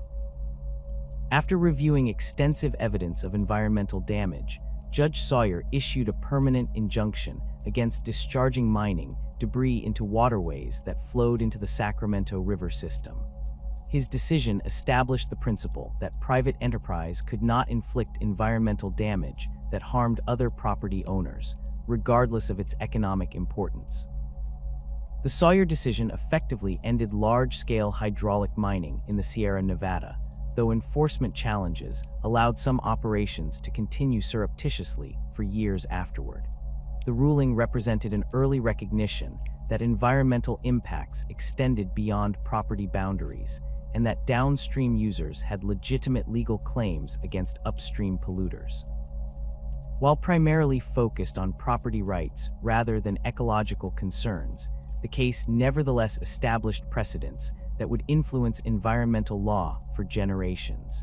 The deforestation associated with mining operations created another dimension of environmental damage throughout the goldfields. Mining required enormous quantities of wood for various purposes, building flumes and sluices, constructing dams, timbering underground mines, and fueling steam engines that powered pumps and stamp mills. A typical hydraulic mining operation consumed 2-3 acres of forest daily just for constructing and maintaining wooden flumes that transported water to the mining site. The landscape transformation resulting from this timber demand was dramatic and rapid. Travelers who crossed the Sierra foothills in 1848 described dense forests of pine, cedar, and oak stretching unbroken for miles. By 1865, these same areas had been largely denuded, with stumps and slash piles replacing the original forest cover. An 1867 report by the California state geologist estimated that mining operations in Nevada County alone had consumed approximately 160,000 acres of forest, an area larger than modern San Francisco. This deforestation created cascading environmental problems beyond the immediate loss of forest habitat. Without tree cover and root systems to stabilize soil, erosion rates increased dramatically, particularly during the intense winter storms characteristic of the Sierra Nevada region. Hillsides that had been stable for centuries began shedding soil into waterways, adding to the sediment burden already overwhelming river systems from direct mining discharges. The erosion following deforestation created landslides that regularly destroyed mining infrastructure and occasionally killed miners. The winter of 1861-62 proved particularly devastating, with over 30 documented landslides in Nevada County alone. Many of these occurred in areas that had been completely logged to support mining operations, where nothing remained to anchor soil during the season's record rainfall. The North Bloomfield Mining Company lost over 2,000 feet of wooden flume to landslides that winter, temporarily halting operations and requiring expensive reconstruction. The habitat destruction associated with mining and related deforestation dramatically reduced wildlife populations throughout the goldfields. Species that had been abundant in pre-gold rush California disappeared from mining regions within a decade. Grizzly bears, once common throughout the Sierra foothills, had been eliminated from most mining counties by 1860 through a combination of habitat loss and direct hunting. Deer populations declined precipitously as forests disappeared and increased hunting pressure from miners reduced their numbers. Aquatic wildlife suffered even more severely, with river otter, beaver, and freshwater mussels virtually disappearing from waterways affected by mining sediment. The noise pollution from mining operations further disrupted wildlife patterns across vast areas. Stamp mills, which crushed ore to extract gold from quartz veins, operated continuously, with batteries of 2040 stamps creating a deafening din that could be heard for miles. Each stamp, weighing 501,000 pounds, dropped 30-40 times per minute onto ore, creating impact noise measured at over 120 decibels, equivalent to a modern jet engine at close range. Animals with sensitive hearing abandoned areas near these operations, further reducing wildlife populations in mining regions. Water diversion for mining purposes created yet another dimension of environmental disruption. hydraulic mining required enormous water volumes delivered under pressure, necessitating complex systems of reservoirs, ditches, and flumes to capture and transport water from higher elevations. By 1857, mining companies had constructed over 4,600 miles of water ditches and flumes in the Sierra foothills, effectively rerouting the region's natural hydrology to serve mining operations. These water diversions dried up numerous smaller streams and wetlands as their flow was captured and channeled toward mining sites. The ecological consequences included the destruction of riparian habitats that had supported diverse plant and animal communities. Meadows that had remained moist year-round through natural seepage dried out completely when upstream water was diverted, transforming plant communities and eliminating habitat for moisture-dependent species. The scale of these hydrological modifications becomes apparent when examining specific mining districts. The Tuolumne County Water Company constructed a system that diverted water from the Stanislaus River watershed through 70 miles of main canal and hundreds of miles of subsidiary ditches. This single system could deliver 60 cubic feet of water per second to mining operations, enough to supply a modern city of 30,000 people. Similar systems throughout the mining regions collectively diverted more water than the entire modern California State Water Project. The environmental impacts of mining extended to groundwater systems as well. Underground mining operations frequently encountered groundwater, which had to be pumped out to allow access to gold-bearing quartz veins. The Empire Mine in Grass Valley pumped approximately 3.5 million gallons of water daily from its underground workings at peak operation. This groundwater, often containing dissolved minerals including arsenic, copper, and iron from exposed ore bodies, was discharged directly into surface streams without treatment. The resulting groundwater contamination created acidic conditions in receiving streams that killed aquatic life and rendered water unusable for downstream purposes. A water quality survey conducted in 1865 found that streams receiving mine drainage had pH values as low as 3.5, approximately the acidity of vinegar, and contained dissolved metal concentrations toxic to most aquatic organisms.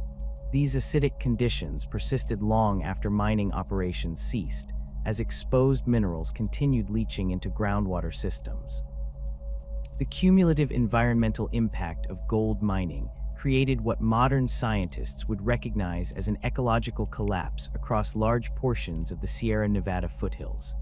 The interconnected systems of forest, soil, water, and wildlife that had evolved over millennia were fundamentally altered within a single generation. The landscape transformation was so complete that visitors familiar with the region before the gold rush reported being unable to recognize locations they had previously known intimately. Human settlements suffered alongside natural systems. The town of Rio Vista, originally established on the Sacramento River, had to be completely relocated in 1862 due to persistent flooding caused by elevated riverbeds filled with mining debris. Smaller settlements throughout the mining regions were abandoned entirely when local environmental conditions became unlivable or when resource exhaustion made continued occupation unsustainable. These ghost towns, Poker Flat, Brandy City, Goodyear's Bar, and dozens more, stand as testaments to the boom and bust cycle that characterized mining's relationship with the environment. The environmental devastation wrought by hydraulic mining would persist for generations, but equally lasting was the human toll of the gold rush. As the initial frenzy subsided and California transitioned toward more stable industries, thousands of former miners faced the harsh reality that their golden dreams had yielded nothing but broken bodies and empty pockets. Statistical analysis of miners' outcomes reveals a sobering truth that contradicted the mythologized narrative of opportunity. Approximately 80% of those who participated in the rush returned home poorer than when they arrived. This financial failure wasn't merely a matter of bad luck or poor judgment. By 1853, systematic studies conducted by mining engineers demonstrated that the average cost of extracting gold frequently exceeded its value, particularly for individual miners lacking capital for advanced equipment. The San Francisco Banking Commission's 1854 report calculated that for every dollar of gold produced, miners collectively spent approximately $1.25 on equipment, supplies, and transportation. This negative return on investment became increasingly common as easily accessible placer deposits were exhausted, yet thousands continued to arrive, their expectations shaped by outdated accounts of early successes. The demographic patterns of those who failed reveal that inexperience wasn't the primary determining factor in mining outcomes. Analysis of ship passenger records and overland trail registries shows that miners with previous experience in lead or coal mining fared no better than farmers or merchants who had never held a pick. The systematic economic exploitation built into the gold economy ensured that wealth flowed predominantly to those who supplied the miners rather than to the miners themselves. As one former miner noted in an 1855 letter home to Maine, "I have handled more gold in 3 years than most men see in a lifetime, yet I return with less than half the money I brought west." Census data from the 1860s reveals the economic aftermath for those who remained in California after the initial rush subsided. Of approximately 100,000 former miners still residing in the state, less than 10% owned property valued above $1,000, while 65% registered no significant assets at all. Many had transitioned to wage labor in agriculture, transportation, or emerging industries, having lost whatever capital they had initially invested in their mining ventures. The California Hospital in San Francisco reported that former miners constituted over 40% of charity cases between 1855 and 1865, reflecting their disproportionate representation among the destitute. For those who did manage to return east, financial failure often came paired with chronic health conditions that prevented them from resuming their former occupations. Medical records from hospitals in New York, Boston, and Philadelphia document a distinctive pattern of ailments among returned California miners that physicians began calling miners' syndrome, a constellation of symptoms including chronic respiratory problems, joint pain, neurological disturbances, and premature aging.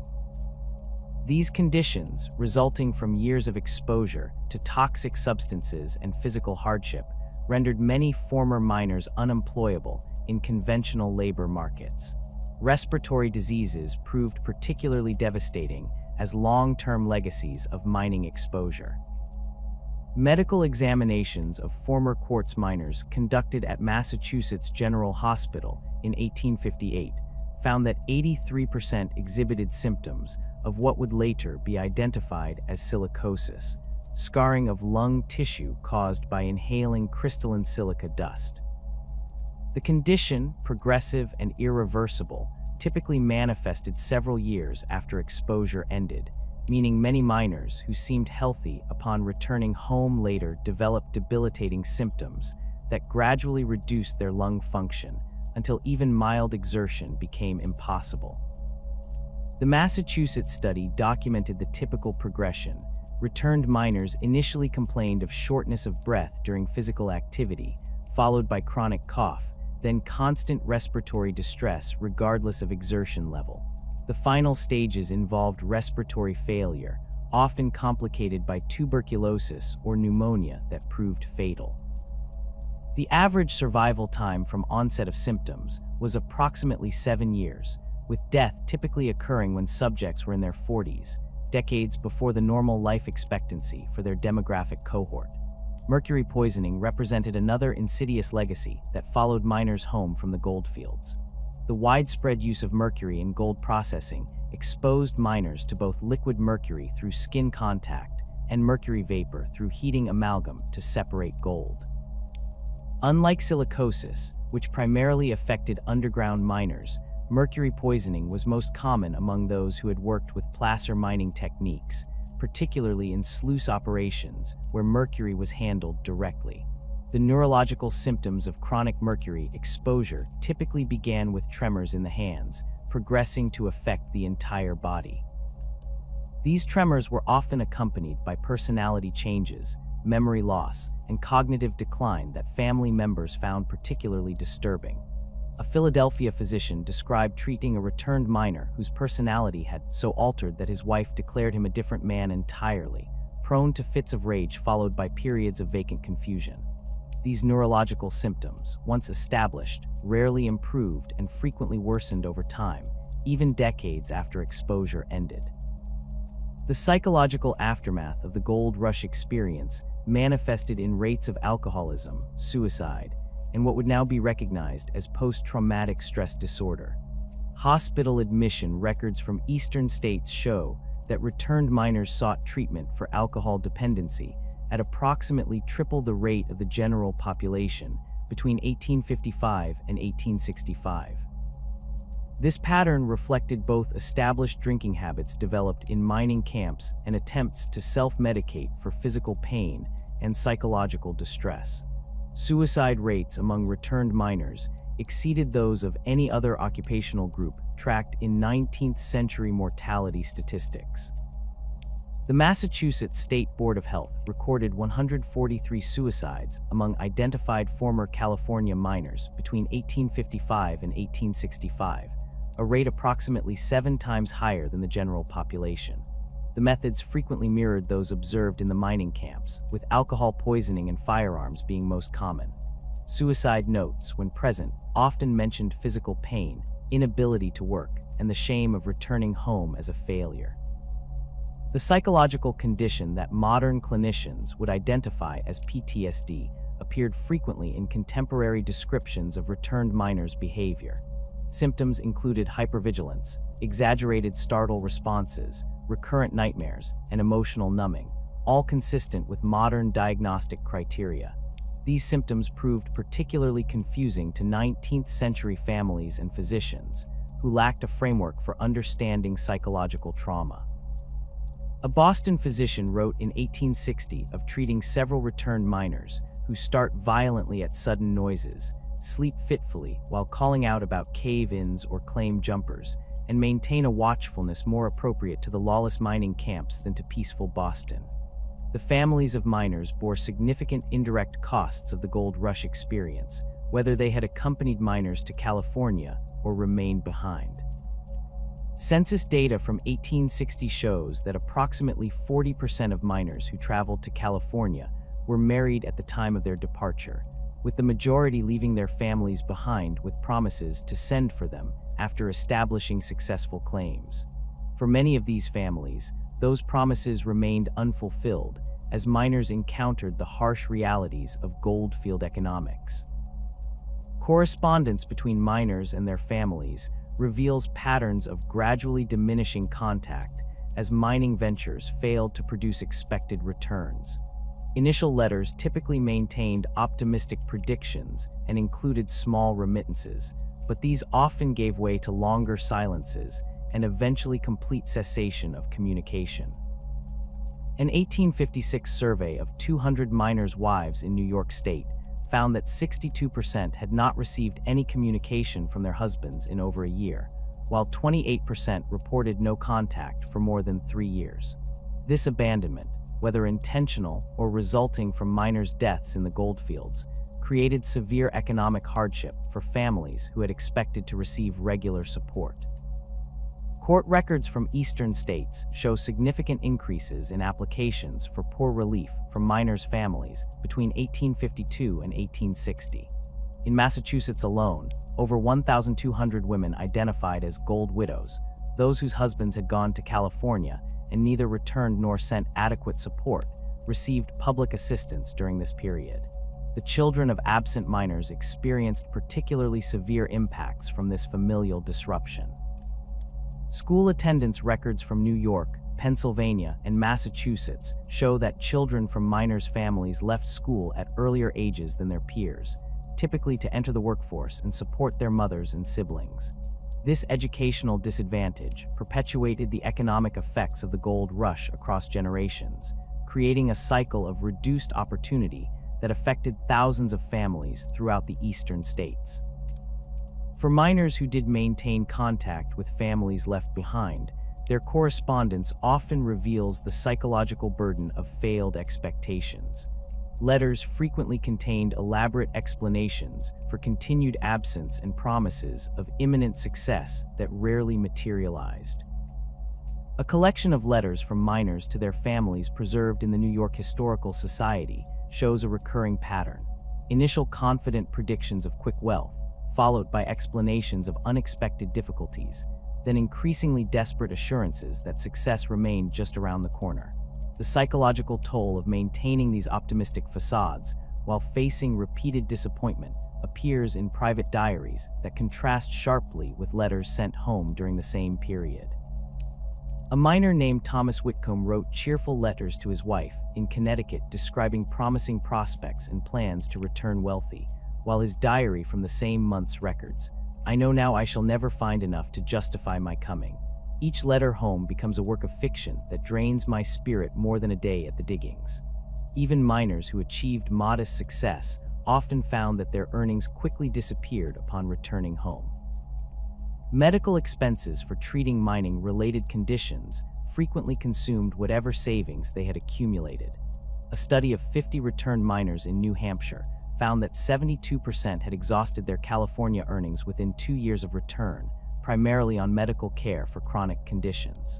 As one former miner wrote, "The gold I brought home has flowed out as quickly as blood from a severed artery, disappearing into doctors' pockets while my health continues to fail."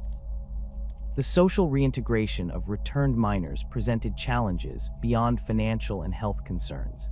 Many found they had become psychologically unsuited for the structured society they had left behind. The relative freedom and lawlessness of mining camps, despite their hardships, created adjustment difficulties when miners returned to communities governed by strict social conventions. Contemporary accounts describe returned miners as restless, impatient with constraint, and unable to settle into regular habits, characteristics that complicated their reacceptance into Eastern communities. Church records from New England towns document concerns about the moral influence of returned miners, who often brought with them habits of profanity, gambling, and Sabbath breaking developed in the goldfields. Ministers in several Massachusetts towns formed special committees to reclaim returned miners through focused religious instruction and monitoring. These efforts met with limited success, as many former miners remained alienated from the religious institutions that had previously formed central pillars of community life.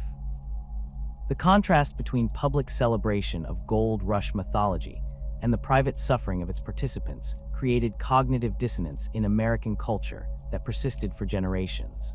While newspapers and popular literature continued promoting narratives of opportunity and adventure, the actual participants largely disappeared from public view, their broken bodies and diminished prospects contradicting the preferred national narrative of westward expansion and limitless possibility. This selective memory shaped how Americans understood the gold rush for more than a century afterward.